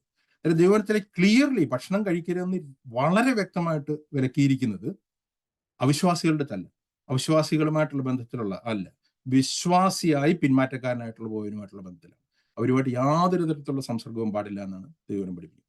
ഇതുമായിട്ട് ബന്ധപ്പെട്ട് എന്തെങ്കിലും സംശയങ്ങൾക്ക് പിന്നീട് ക്ലിയർ ചെയ്യാം. പക്ഷെ എനിക്ക് തോന്നുന്നു ഞാൻ ഈ വിഷയം ഏറ്റവും ക്ലിയർ ആയിട്ട് പറഞ്ഞു എന്നാണ് വിശ്വസിക്കുന്നത്. ഓക്കെ, നമുക്ക് റോമാലേഖനത്തിലേക്ക് തന്നെ മടങ്ങി വരാം. ഞാൻ നേരത്തെ പറഞ്ഞ പോലെ ഇന്നത്തെ ദിവസം കൊണ്ട് ക്ലാസ് തീർക്കുന്നതോട് നിങ്ങൾക്ക് ആർക്കെങ്കിലും നേരത്തെ ലീവ് ചെയ്യണമെങ്കിൽ ലീവ് ചെയ്യാം. ഞാൻ ടൈം കുറച്ച് കൂടുതൽ എടുത്തു കഴിഞ്ഞാലും 15ാമത്തെ അധ്യായത്തിലേക്ക് വരുമ്പോൾ പൗലോസ് മടങ്ങി വരികയാണ്. പൗലോസ് ഈ കാര്യം കണ്ടിന്യൂ ചെയ്യാണ്. എന്നാൽ ശക്തനായ നാം അശക്തരുടെ ബലഹീനതയെ ചുമക്കുകയും നമ്മൾ തമ്മിൽ പ്രസാദിക്കാതിരിക്കുകയും വേണം. നമ്മൾ ഓരോരുത്തരും കൂട്ടുകാരനെ നന്മയ്ക്കായി ആത്മീയ വർദ്ധനയ്ക്ക് വേണ്ടി പ്രസാദിപ്പിക്കണമെന്ന് പറഞ്ഞു. പൗലോസ് വേറെടുത്ത് പറയുന്നുണ്ട്, ഞാൻ മനുഷ്യരെ പ്രസാദിപ്പിക്കുന്നവനല്ല, മനുഷ്യരെ പ്രസാദിപ്പിക്കുന്നവർക്ക് ദൈവത്തിന്റെ ദാസനാകാനായിട്ട് കഴിയില്ല എന്ന് പറയുന്നു. എന്നാൽ ഇവിടെ പൗലോസ് പറഞ്ഞിരിക്കുകയാണ് മറ്റുള്ളവരെ പ്രസാദിപ്പിക്കണം, മറ്റുള്ളവരെ സന്തോഷിപ്പിക്കണം. എങ്ങനെ? അത് അവരുടെ തെറ്റിന്റെ നേരെ കണ്ണടച്ചിട്ടില്ല. അവരൊരു തെറ്റ് ചെയ്യുമ്പോൾ അവർ കൂടെ നിന്നിട്ട് അതിനെ കണ്ണടച്ചുകൊണ്ട് അവരെ പ്രസാദിപ്പിക്കുകയല്ല.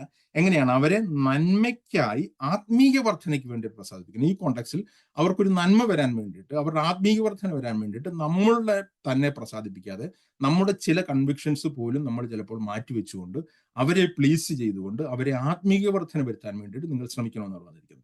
അങ്ങനെ അവർക്ക് ആത്മീയ വർധന വരുത്താനായിട്ട് ശ്രമിക്കുമ്പോൾ അവർ ചിലപ്പോൾ പ്രസാദിച്ചെന്ന് വരത്തില്ല. അവരെ നമ്മൾ പ്രസാദിപ്പിക്കാൻ ശ്രമിച്ചു കഴിഞ്ഞാൽ അവർ നമ്മളെ നിന്ദിച്ചെന്ന് വരും.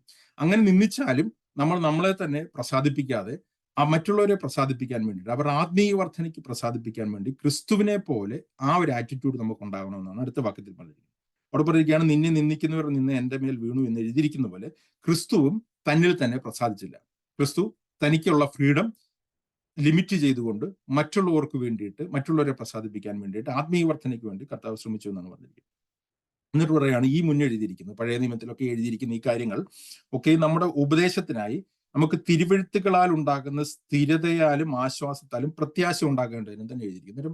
പൗലോസ് പറയാണ്, ഈ പഴയ നിയമത്തിൽ ഈ പറഞ്ഞിരിക്കുന്ന കാര്യങ്ങൾ ഈ തിരുവെഴുത്തുകൾ കൂടി ദൈവം നമ്മൾ സംസാരിക്കുന്നു, നമുക്ക് സ്ഥിരതയോടുകൂടി ക്രിസ്തീയ ജീവിതത്തിൽ മുമ്പോട്ട് പോകാൻ വേണ്ടിയിട്ടാണ്. അടുത്തത് പൗലോസ് 5ാമത്തെ വാക്യത്തിലേക്ക് വരുമ്പോൾ ഇതിന്റെ കൺക്ലൂഷനിലേക്ക് വരികയാണ്. പൗലോസ് പറയാണ്, എന്നാൽ നിങ്ങൾ എങ്ങനെയുള്ളവരായിരിക്കണം? ഇങ്ങനെ ഈ ഡിഫറൻസ് ഒക്കെ ഉള്ളപ്പോൾ, ഡിഫറൻസ് ഉള്ള ഈ സഭയിൽ നിങ്ങൾ ഐക്യമത്യപ്പെട്ട് നമ്മുടെ കർത്താവായ യേശു ക്രിസ്തുവിന്റെ പിതാവായ ദൈവത്തെ ഏക മനസ്സോടെ ഒരു വായിനാൽ മഹത്വപ്പെടുത്തേണ്ടതിന് സ്ഥിരതയും ആശ്വാസവും നൽകുന്ന ദൈവം നിങ്ങൾക്ക് ക്രിസ്തു യേശുവിന് അനുരൂപമായി ഏകചിന്തയോടിരിക്കുവാൻ കൃപ നൽകുമാറാകട്ടെ. ഇവിടെ 3 കാര്യങ്ങൾ പൗലോസ് പറയുന്നുണ്ട്. ഞാൻ നേരെ കഴിഞ്ഞ ആഴ്ചയിൽ പറഞ്ഞു, ദൈവസഭയുടെ യൂണിറ്റിയാണ് പൗലോസ് ഇതിൽ കൂടി പറഞ്ഞിരിക്കുന്നത്. ഈ ഡിഫറൻസിന്റെ ഇടയിലുള്ള യൂണിറ്റി അവിടെ പറഞ്ഞിരിക്കുകയാണ്, നിങ്ങൾ ഐക്യമത്യപ്പെട്ടിട്ട് ഏക മനസ്സോടെ ഒരു വായിനാൽ ഏക ചിന്തയോടെ ഇരിക്കുവാൻ ദൈവം കൃപ ചെയ്യുമാറാകട്ടെ. അന്നേരം നമ്മൾ മനസ്സിലാക്കണം, ഒരു ദൈവസഭയിൽ കൂടി ദൈവം ആഗ്രഹിക്കുന്നത് യൂണിഫോമിറ്റി അല്ല, എല്ലാവരും ഒരേ കൺവിക്ഷൻ ഉണ്ടാവണമെന്നുള്ളതല്ല പൗലോസ് ആഗ്രഹിക്കുന്നത്. കൾച്ചറലായിട്ടുള്ള ഇങ്ങനത്തെ കാര്യങ്ങൾ ഡിഫറൻസ് ഒരു വ്യക്തിക്ക് കീപ്പ് ചെയ്യാം ഒരു ദൈവസഭയിൽ. ആ ഡിഫറൻസ് ഒരിക്കലും ഐക്യതയ്ക്ക് തടസ്സമല്ല. ഐക്യത, യൂണിറ്റി എന്ന് പറയുന്നതും യൂണിഫോമിറ്റി എന്ന് പറയുന്നതും വ്യത്യാസമുള്ളതാണ്. യൂണിഫോമിറ്റി ഒരു പട്ടാളച്ചിട്ടയാണ്. പട്ടാളച്ചിട്ട പോലെ നമുക്ക് ഒരു സഭയെ കൊണ്ടുവരാനായിട്ട് കഴിയും.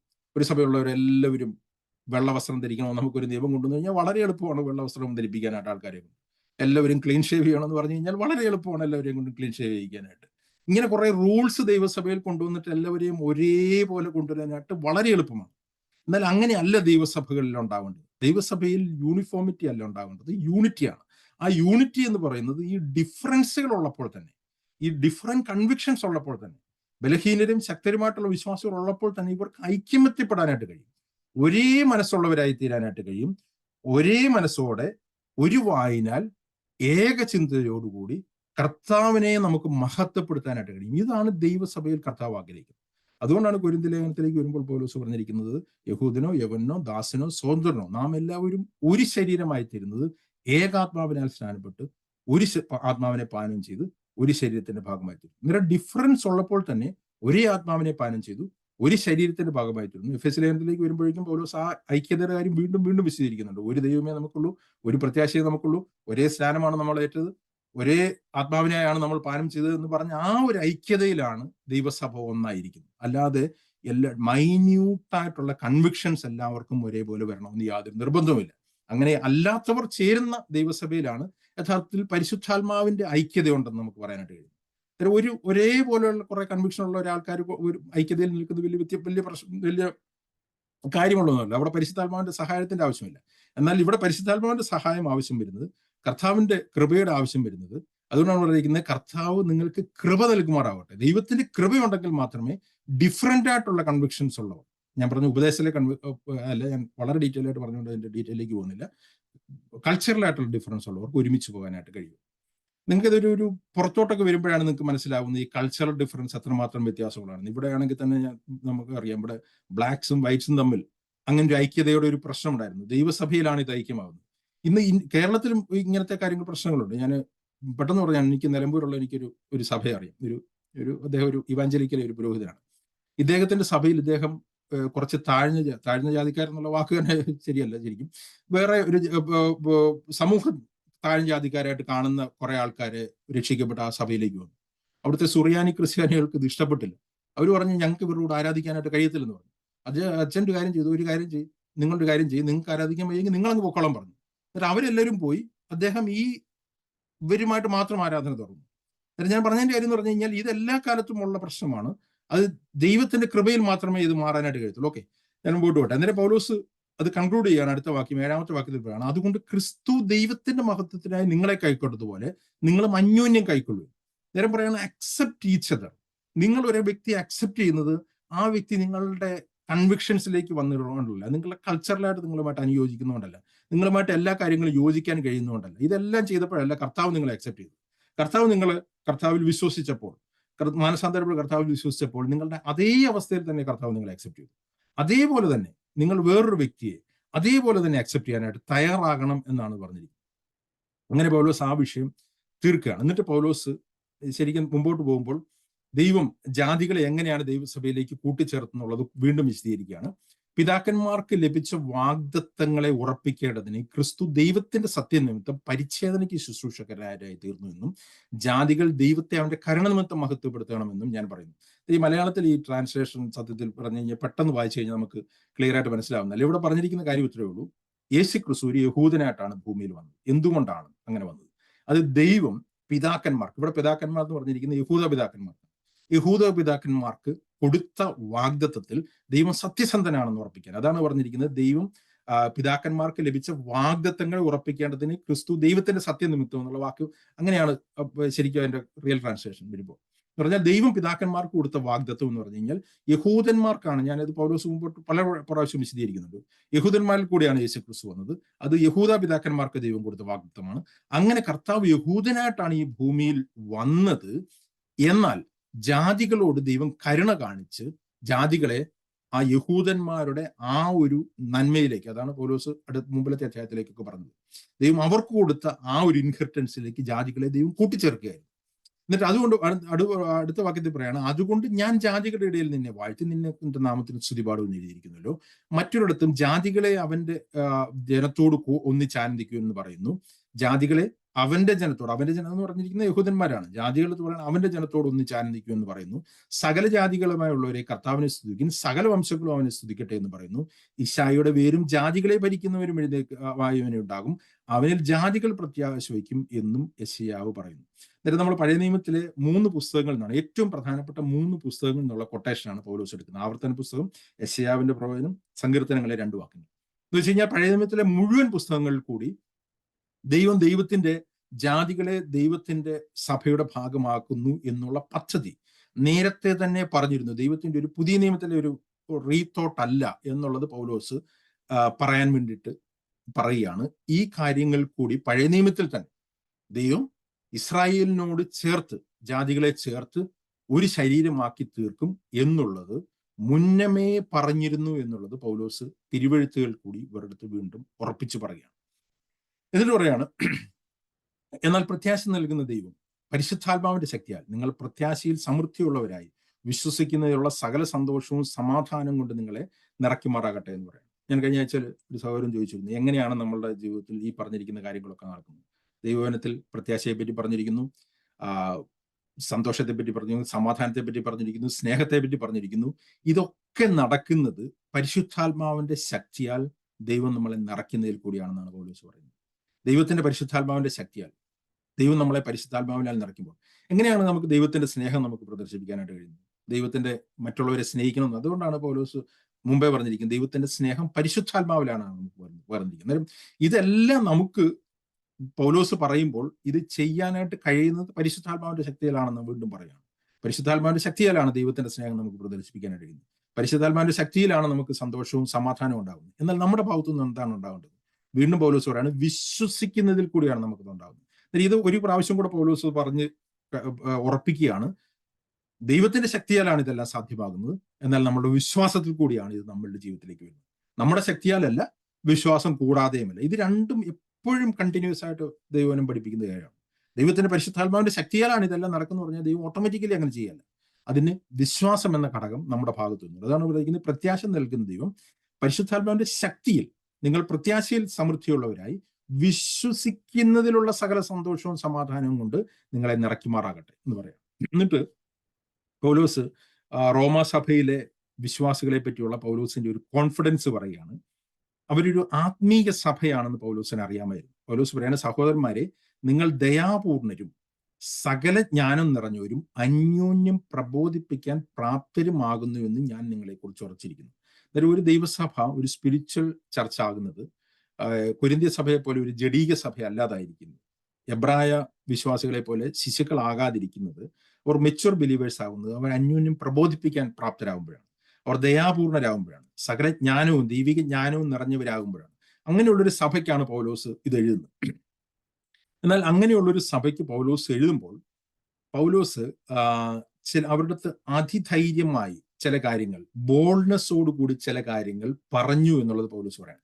എന്തിനാണ് പൗലോസ് അവിടെ ഒരു എന്താ പറഞ്ഞിരിക്കുന്ന ഒരു ജാമ്യം പോലെ അത് പറയുന്നത് എന്ന് വെച്ച് കഴിഞ്ഞാൽ, പൗലോസ് പറയാണ് ഞാൻ നിങ്ങളുടെ അടുത്ത് ബൈബിൾ മലയാളത്തിൽ അതൊരു റിവേഴ്സ് ആയിട്ടാണ് വന്നിരിക്കുന്നതുകൊണ്ടാണ് ഞാനത് കറക്റ്റായിട്ട് വായിക്കും. എങ്കിലും ഇങ്ങനെയുള്ളൊരു സഭയ്ക്ക് എങ്കിലും എനിക്ക് നൽകിയ ദൈവകൃപ നിമിത്തം നിങ്ങളെ ഓർമ്മപ്പെടുത്തുവാൻ തക്കവണ്ണം ഞാൻ ചിലയിടത്ത് അതിധൈര്യമായി നിങ്ങൾക്ക് ചിലത് എഴുതിയിരിക്കുന്നു എന്ന് പറയാം.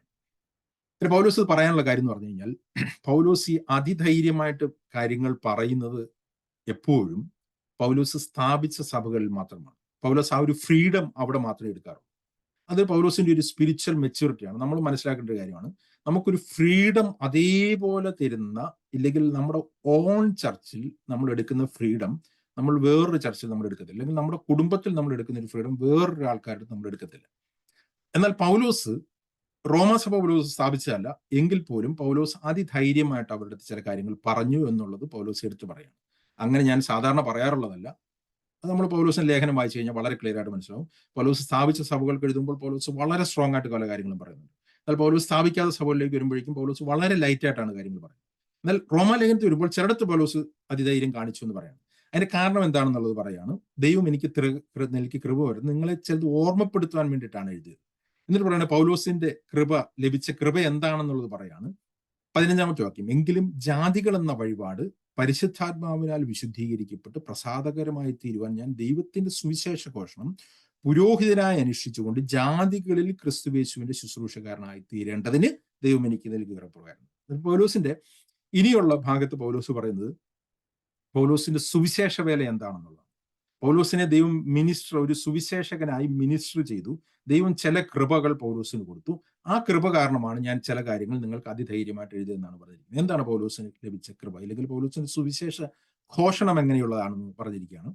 പൗലോസ് അവിടെ പറഞ്ഞിരിക്കുന്നത് പൗലോസ് ഒരു പുരോഹിതനാണെന്നാണ് പറഞ്ഞിരിക്കുന്നത്. നമ്മൾ മനസ്സിലാക്കണം, പുതിയ നിയമത്തിൽ പൗരോഹിത്യം ഇല്ല എന്ന് പറയുന്നത് തെറ്റാണ്. പുതിയ നിയമത്തിൽ പൗരോഹിത്യമുണ്ട്. ഞാൻ അതിന്റെ വളരെ വിശദീകരണത്തിലേക്ക് പോകുന്നില്ല. നമ്മൾ പത്രോസിന്റെ ലേഖനം വായിക്കുമ്പോഴൊക്കെ നമുക്ക് മനസ്സിലാവും നമ്മളെല്ലാവരും പുരോഹിതന്മാരാണ്.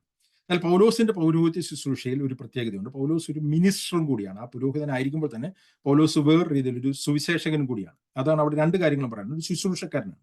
പൗലോസിന്റെ ശുശ്രൂഷ എന്താണ്? പൗലോസ് എന്താണ് പുരോഹിതനായിട്ട് ചെയ്യുന്നത്? പഴയ നിയമത്തിൽ പുരോഹിതൻ ചെയ്യുന്നത് പറഞ്ഞു കഴിഞ്ഞാൽ കാളുകളുടെയും ആട്ടുകൊറ്റന്മാരുടെയും രക്തം കൊണ്ടാണ് ആ വഴിപാടിനെ ശുദ്ധീകരിക്കുന്നത്. ഇവിടെ പൗലോസ് പറയുന്ന വഴിപാട് എന്ന് പറയുന്നത് ജാതികളാണ്. പൗലോസിന്റെ വഴിപാട് ദൈവത്തിന് വേണ്ടിയിട്ടുള്ള വഴിപാട്. ആ ജാതികളെ, ഇല്ലെങ്കിൽ കർത്താവിനെ അറിയാതിരുന്ന ജാതികളായിട്ടുള്ള വ്യക്തികളെ പൗലോസ് വിശുദ്ധീകരിക്കുന്നത്, അല്ലെങ്കിൽ ദൈവം വിശദീകരിക്കുന്നത് പരിശുദ്ധാത്മാവിനാൽ വിശുദ്ധീകരിച്ച് ദൈവത്തിന് പ്രസാദകരമായി തീരുവാൻ ഞാൻ ദൈവത്തിന്റെ സുവിശേഷ ഘോഷണം പുരോഹിതനായി അന്വേഷിച്ചുകൊണ്ട് ജാതികളിൽ ക്രിസ്തുവേശുവിന്റെ ശുശ്രൂഷകനായിട്ട്. എന്നിട്ട് പൗലോസ് പറയാണ്, ഞാനൊരു പുരോഹിതനാണ്, പുരോഹിതന്റെ ശുശ്രൂഷ എന്ന് പറയുന്നത് ശുദ്ധീകരിച്ച് വഴിപാട് ദൈവത്തിന് അർപ്പിക്കുകയാണ്. അങ്ങനെ ഞാൻ ദൈവത്തിന്റെ പുരോഹിതനായിട്ട് നിന്നുകൊണ്ട് ജാതികളെ ദൈവത്തിന്റെ സുവിശേഷം അറിയിച്ച് യേശുക്രിസ്തുവിന്റെ രക്തത്താൽ പരിശുദ്ധാത്മാവിനാൽ ശുദ്ധീകരിച്ച് ദൈവത്തിന് പ്രസാദകരമായിട്ട് വഴിപാടായിട്ട് ഞാൻ അർപ്പിക്കുന്നു എന്നുള്ളത്. ഇത് സംബന്ധിച്ച് എനിക്ക് പ്രശംസയുണ്ട്. പൗലോസ് പറയാണ്, എനിക്ക് ബോൾഡ്നെസ് ഉണ്ട് ഈ കാര്യം സംബന്ധിച്ച്. എന്താണ് കാര്യം സംബന്ധിച്ച്?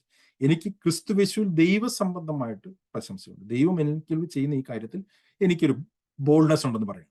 എന്നാൽ ആ ബോൾഡ്നെസ്സിൽ ഞാൻ പറയുന്ന കാര്യം ഇത്ര മാത്രമേ ഉള്ളൂ എന്നാണ് പറഞ്ഞിരിക്കുന്നത്. എന്നിട്ട് പറയാണ്, ക്രിസ്തുയേശുവിൽ എനിക്ക് ജഡസംബന്ധമായി പ്രശംസയുണ്ട്.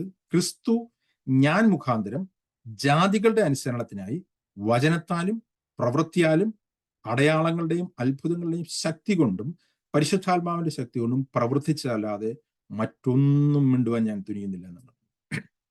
എന്റെ പൗലോസ് പറയാണ്, ഞാൻ ആകെ പറയുന്നത് എന്താണ് പറയുന്നത്? ഞാൻ എൻ്റെ സുവിശേഷ ഘോഷണം ജാതികളുടെ ഇടയിൽ അറിയിക്കുമ്പോൾ ഞാൻ പറഞ്ഞ ആ സുവിശേഷത്തെ ദൈവം അത് അറ്റസ്റ്റ് ചെയ്ത് ഉറപ്പിക്കുകയാണ്. ഇതെങ്ങനെയാണ് അറ്റസ്റ്റ് ചെയ്ത് ഉറപ്പിക്കുന്നത്? ഇത് വളരെ ശ്രദ്ധിച്ച് നമ്മൾ മനസ്സിലാക്കേണ്ട കാര്യമാണ്. അവിടെ പറഞ്ഞിരിക്കുകയാണ്, ദൈവം അറ്റസ്റ്റ് ചെയ്യുന്നത് അത്ഭുതങ്ങൾ കൊണ്ടും അടയാളങ്ങൾ കൊണ്ടും പരിശുദ്ധാത്മാവിന്റെ ശക്തി കൊണ്ടും. പിന്നെ പൗലോസിന്റെ സുവിശേഷ ഘോഷണം എന്ന് പറഞ്ഞിരിക്കുന്നത്, പൗലോസ് പറയുന്നത് ശ്രദ്ധിച്ച് മനസ്സിലാക്കണം. പൗലോസിന്റെ സുവിശേഷ ഘോഷണം എന്ന് പറഞ്ഞത് വചനത്താൽ മാത്രമായിരുന്നില്ല. വെറും വചനം കൊണ്ട് സുവിശേഷം പ്രസംഗിക്കുക മാത്രമല്ല പൗലോസ് ചെയ്തത്. 4 കാര്യങ്ങൾ അവിടെ പറയുന്നുണ്ട്. വചനമുണ്ട്, പ്രവൃത്തിയുണ്ട്. അടുത്തത്, അത് രണ്ടും പൗലോസ് ഇംഗ്ലീഷ് വായിച്ചു കഴിഞ്ഞ് കഴിഞ്ഞാൽ മനസ്സിലാവും. It's words, words, deeds, signs and wonders എന്നാണ് പറഞ്ഞിരിക്കുന്നത്. 4 കാര്യം. Obedience of the Gentiles by word and deed in the power of signs and wonders in the power of the Holy Spirit. ഇതിന് ഒന്ന്, പൗലോസ് സുവിശേഷം പ്രസംഗിച്ചു. പൗലോസ് ആ സുവിശേഷം പ്രസംഗിച്ച സുവിശേഷം പൗലോസിന്റെ ജീവിതത്തിൽ അത് പ്രാവർത്തികമാക്കി. അതാണ് ഡീഡ്സ് എന്ന് പറഞ്ഞത്. ദൈവം എന്ത് ചെയ്തു? ദൈവം പൗലോസ് പ്രസംഗിച്ച സുവിശേഷം സത്യമാണെന്ന് അത്ഭുതങ്ങൾ കൊണ്ടും അടയാളങ്ങൾ കൊണ്ടും അറ്റസ്റ്റ് ചെയ്തു എന്നാണ് പറയുന്നത്. ഇതൊരു കണ്ടിന്യൂസ് ആയിട്ട് ബൈബിൾ കാണുന്ന ഒരു കാര്യമാണ്. യഥാർത്ഥ സുവിശേഷത്തെ ദൈവം എപ്പോഴും അത്ഭുതങ്ങൾ കൊണ്ടും അടയാളങ്ങൾ കൊണ്ടും അറ്റസ്റ്റ് ചെയ്തുകൊണ്ടാണ് ആ സുവിശേഷം സത്യമാണെന്നുള്ളത് ഉറപ്പിക്കുന്നത്. എന്നിട്ട് ഇന്നുള്ള സുവിശേഷ വേല, ഞാൻ പറഞ്ഞത് ദൈവവചന പഠനമോ ഇല്ലെങ്കിൽ ദൈവസഭയ്ക്കുള്ളിലെ ഒരു കാര്യത്തിനെ പറ്റിയല്ല, സുവിശേഷ പ്രസംഗങ്ങൾ ഇല്ലെങ്കിൽ കൺവെൻഷൻ പ്രസംഗങ്ങൾ. ഇപ്പം നമ്മൾ കാണുന്ന പോലത്തെ കൺവെൻഷൻ പ്രസംഗങ്ങളൊന്നും അന്നില്ലായിരുന്നു. ഇന്നത്തെ സുവിശേഷ പ്രസംഗങ്ങൾ എന്ന് ജനറലി പറയാവുന്ന കാര്യങ്ങൾ യഥാർത്ഥ സുവിശേഷ പ്രസംഗമാണോ അല്ലയോ എന്ന് അറിയാനായിട്ടുള്ള വലിയൊരു ടെസ്റ്റ് ഇതിൻ്റെ അകത്ത് കിടക്കും. എന്താണെന്നുള്ളത് ഞാൻ പറയാം. അപ്പോസ്തലന്മാരും യേശുക്രിസ്തുവും സുവിശേഷം പ്രസംഗിച്ച എങ്ങനെയാണ്? അവർ ഒരിടത്ത് പോലും അത്ഭുതങ്ങളെ പറ്റിയും അടയാളങ്ങളെ പറ്റിയും അവർ പ്രസംഗിച്ചതേയില്ല. നിങ്ങൾക്ക് ഞാൻ പറയുന്നത് വേണമെങ്കിൽ പരിശോധിച്ച് നോക്കാവുന്ന, ഞാൻ പറയുന്നത് ശ്രദ്ധിച്ചേക്കണം. അവരുടെ സുവിശേഷ പ്രസംഗങ്ങളിൽ ഒരിടത്ത് പോലും അവർ അത്ഭുതങ്ങളെ പറ്റിയോ അടയാളങ്ങളെ പറ്റിയോ പ്രസംഗിച്ചതേയില്ല, അവർ പറഞ്ഞതേയില്ല. അവർ സുവിശേഷം മാത്രം പ്രസംഗിച്ചു. ദൈവം എന്ത് ചെയ്തു? ദൈവം അവരുടെ സുവിശേഷം സത്യമാണെന്ന് ഉറപ്പിക്കാനായിട്ട് അത്ഭുതങ്ങളും അടയാളങ്ങളും അറ്റസ്റ്റ് ചെയ്തു. എബ്രായ ലേഖനം 2-ാമത്തെ അധ്യായത്തിൽ അത് വീണ്ടും പൗലോസ് എടുത്ത് പറയുന്നുണ്ട്. എബ്രായ ലേഖന കർത്താവ് എടുത്ത് പറയുന്നുണ്ട്, ദൈവം തന്റെ വചനത്തെ അത്ഭുതങ്ങളാലും അടയാളങ്ങളാലും ഉറപ്പിച്ചു. യേശുക്രിസ്തു സുവിശേഷം പ്രസംഗിക്കാനായിട്ട് ആൾക്കാരെ വിടുമ്പോൾ പറയുന്നുണ്ട്, അത്ഭുതങ്ങളും അടയാളങ്ങളും അതിനെ പിന്തുടരും. അന്നേരം അവർ ചെയ്തത് എന്താണ്? അത്ഭുതങ്ങളെ പറ്റി അടയാളങ്ങളെ പറ്റി അവർ പ്രസംഗിക്കുകയല്ല ചെയ്തത്, അവർ സുവിശേഷം പ്രസംഗിക്കുകയാണ് ചെയ്തത്. അത്ഭുതങ്ങളും അടയാളങ്ങളാലും ദൈവം ആ സുവിശേഷത്തെ അറ്റസ്റ്റ് ചെയ്യാണ്. എന്നാൽ ഇന്ന് നമ്മൾ കാണുന്നത് എന്താണ്? ഇന്ന് നമ്മൾ കാണുന്നത് എല്ലായിടത്തും അത്ഭുതങ്ങളെയും അടയാളങ്ങളെയും പറ്റി പ്രസംഗിക്കുകയാണ് ചെയ്തത്. നിങ്ങളൊരു സുവിശേഷ മിക്കയിടത്തെയും ഉള്ള സുവിശേഷ പോസ്റ്ററുകൾ ശ്രദ്ധിച്ചു നോക്കും. അവിടെ നമ്മൾ കാണുന്ന, അവിടെ എഴുതുന്നത് തന്നെ എന്താണ്? അത്ഭുതങ്ങളും അടയാളങ്ങളും, ദൈവം വിടുതലയക്കുന്നു, ദൈവം അത്ഭുതം പ്രവർത്തിക്കുന്നു, ദൈവം അടയാളം പ്രവർത്തിക്കുന്നു, മുടന്തൻ എഴുതേക്കുന്നു, ഉരുടൻ കാണുന്നു. ഈ അത്ഭുതങ്ങളെ പറ്റിയാണ് ഇവർ പറയുന്നത് മുഴുവൻ. സുവിശേഷം ഒരിടത്തും അവർ പറയുന്നുമില്ല, യഥാർത്ഥ സുവിശേഷം. പക്ഷെ എന്താണ് വ്യത്യാസം? അത്ഭുതങ്ങളും അടയാളങ്ങളും ഇവിടെ ഒന്നും നടക്കുന്നുമില്ല എന്നുള്ളതാണ് സത്യം. ഈ പറഞ്ഞിരിക്കുന്ന രീതിയിലുള്ള അത്ഭുതങ്ങളും അടയാളങ്ങളും ഒന്നും നടക്കുന്നില്ല. കുറെ ആക്ടേഴ്സും ആക്ട്രസസും ഒക്കെ വന്നിട്ട് ചില അഭിനയങ്ങളൊക്കെ കാണിക്കുന്നുണ്ട്. ചിലർക്ക് ആർക്കും കാണാത്ത ചില അസുഖങ്ങളൊക്കെ സൗഖ്യമാകുമെന്ന് ഇവർ പറയുന്നുണ്ട്. പക്ഷെ എൻ്റെ എക്സ്പീരിയൻസിൽ ഇങ്ങനത്തെ അത്ഭുതങ്ങളും അടയാളങ്ങളും ആദിമസഭയിലല്ല, അപ്പോസ്തല പ്രവൃത്തികളിൽ നടന്നതുപോലെയുള്ള അത്ഭുതങ്ങളും അടയാളങ്ങളും ഇപ്പോഴത്തെ സുവിശേഷ പ്രസംഗങ്ങളിലൊന്നും നടക്കുന്നില്ല എന്നുള്ളതാണ് സത്യം. അറ്റ്ലീസ്റ്റ് നമ്മൾ കാണുന്ന ഈ രീതിയിലുള്ള കൺവെൻഷൻ പ്രസംഗങ്ങൾ. അതിന് കാരണം എന്താണ്? കാരണം അവരുടെ സുവിശേഷത്തെ ദൈവം അറ്റസ്റ്റ് ചെയ്യുന്നില്ല എന്നുള്ളത് തന്നെയാണ്. അതിന്റെ കാരണം അവർ സുവിശേഷമല്ല പ്രസംഗിക്കുന്നുള്ളതാണ്. ഇതാണ് വ്യത്യാസം.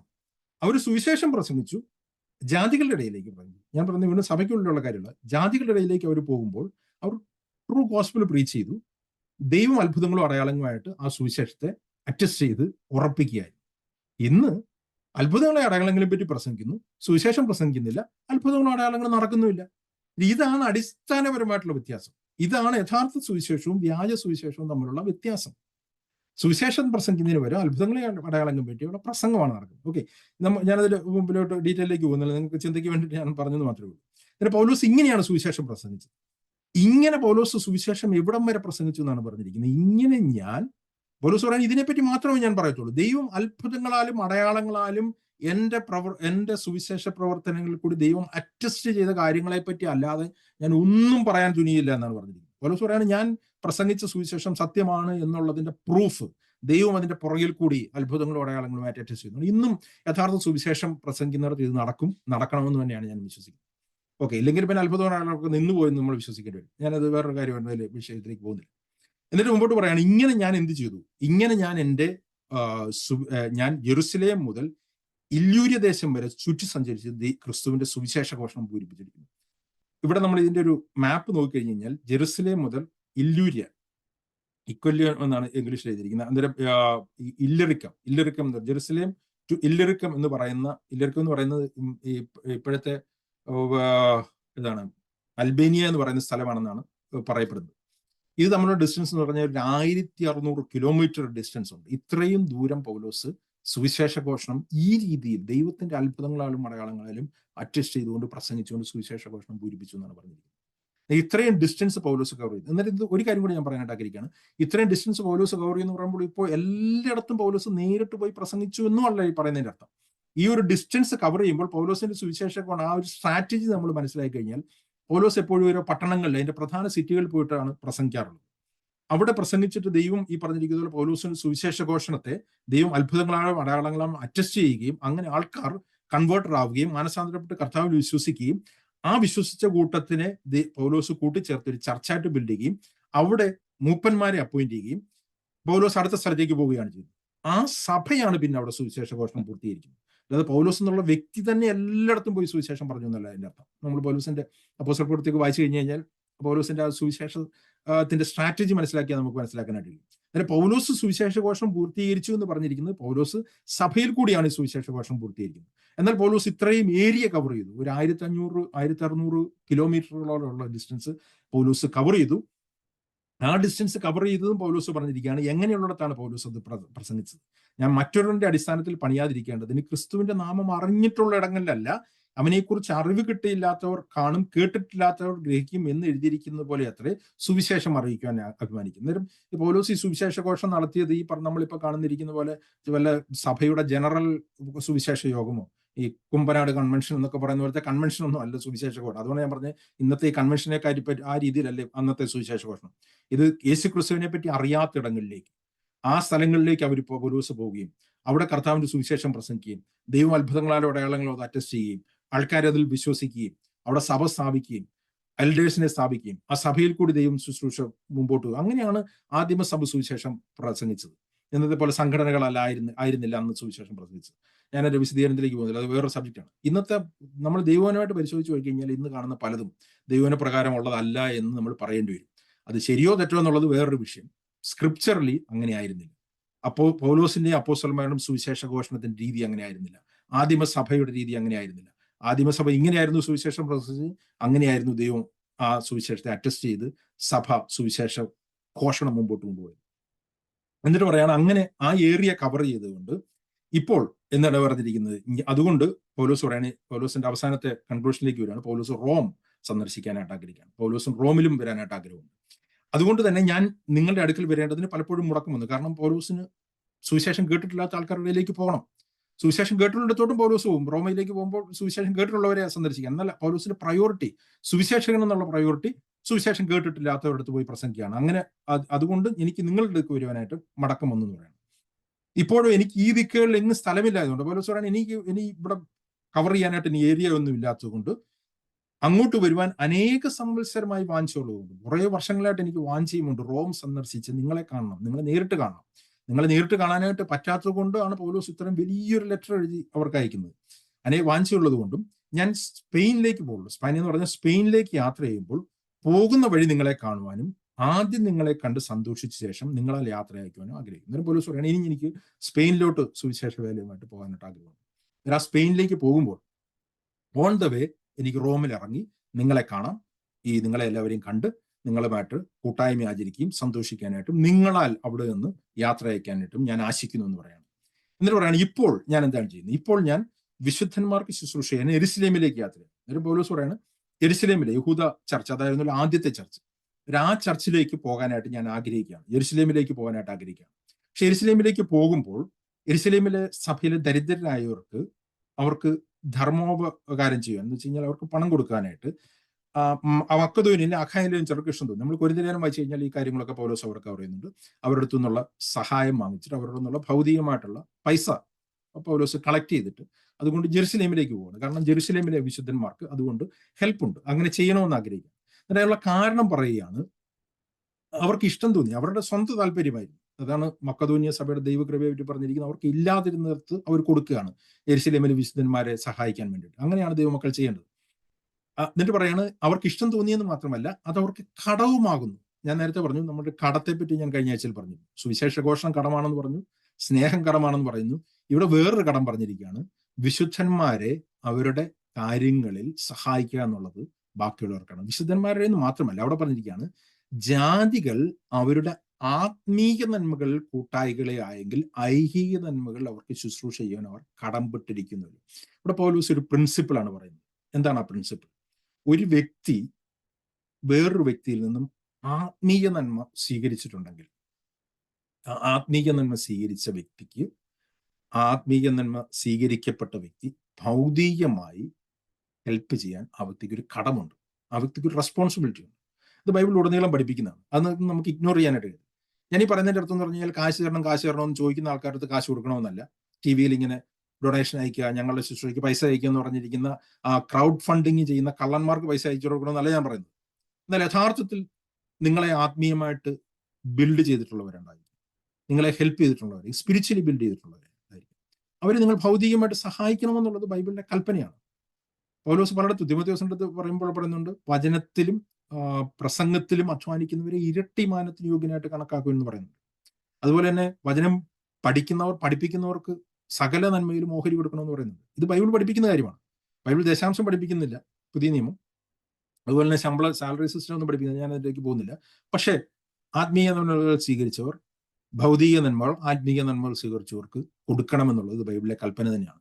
അതിനവരുടെ കടമാണ്. ഇവിടെ പറഞ്ഞിരിക്കുകയാണ്, അവിടെ യഹൂദന്മാർ, യെരുശലേം സഭയാണ് യഥാർത്ഥത്തിൽ ഈ ആത്മീയ നന്മയുടെ തുടക്കം.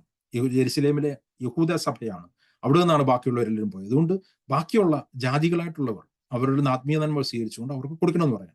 എന്നിട്ട് പറഞ്ഞാൽ ഞാനത് അവരുടെ അടുത്ത് നിന്ന് കളക്ട് ചെയ്തിട്ട് യെരുശലേമിൽ കൊടുത്തിട്ട് അത് നിവർത്തിച്ച് ഈ ഫലം അവർക്ക് ബോധ്യം വരുത്തിയ ശേഷം നിങ്ങളുടെ വഴിയായി സ്പെയിനിലേക്ക്. അന്നേരം പൗലോസ് പറയാണ്, ഞാൻ ആദ്യം ജെറുസലേമിലേക്ക് പോകും, ഈ കളക്ഷൻ അവിടെ കൊടുക്കും, അതിനുശേഷം സ്പെയിനിലേക്ക് പോകും, ഓൺ ദ വേ റോം സന്ദർശിക്കാനായിട്ട് നിങ്ങളുടെ അടുക്കൽ വരുമ്പോൾ ക്രിസ്തുവിന്റെ അനുഗ്രഹപൂർത്തിയോടുകൂടി വരും എന്ന് ഞാൻ അറിയുന്നു. പൗലോസിന്റെ ആഗ്രഹമാണ് പൗലോസ് പറഞ്ഞത്.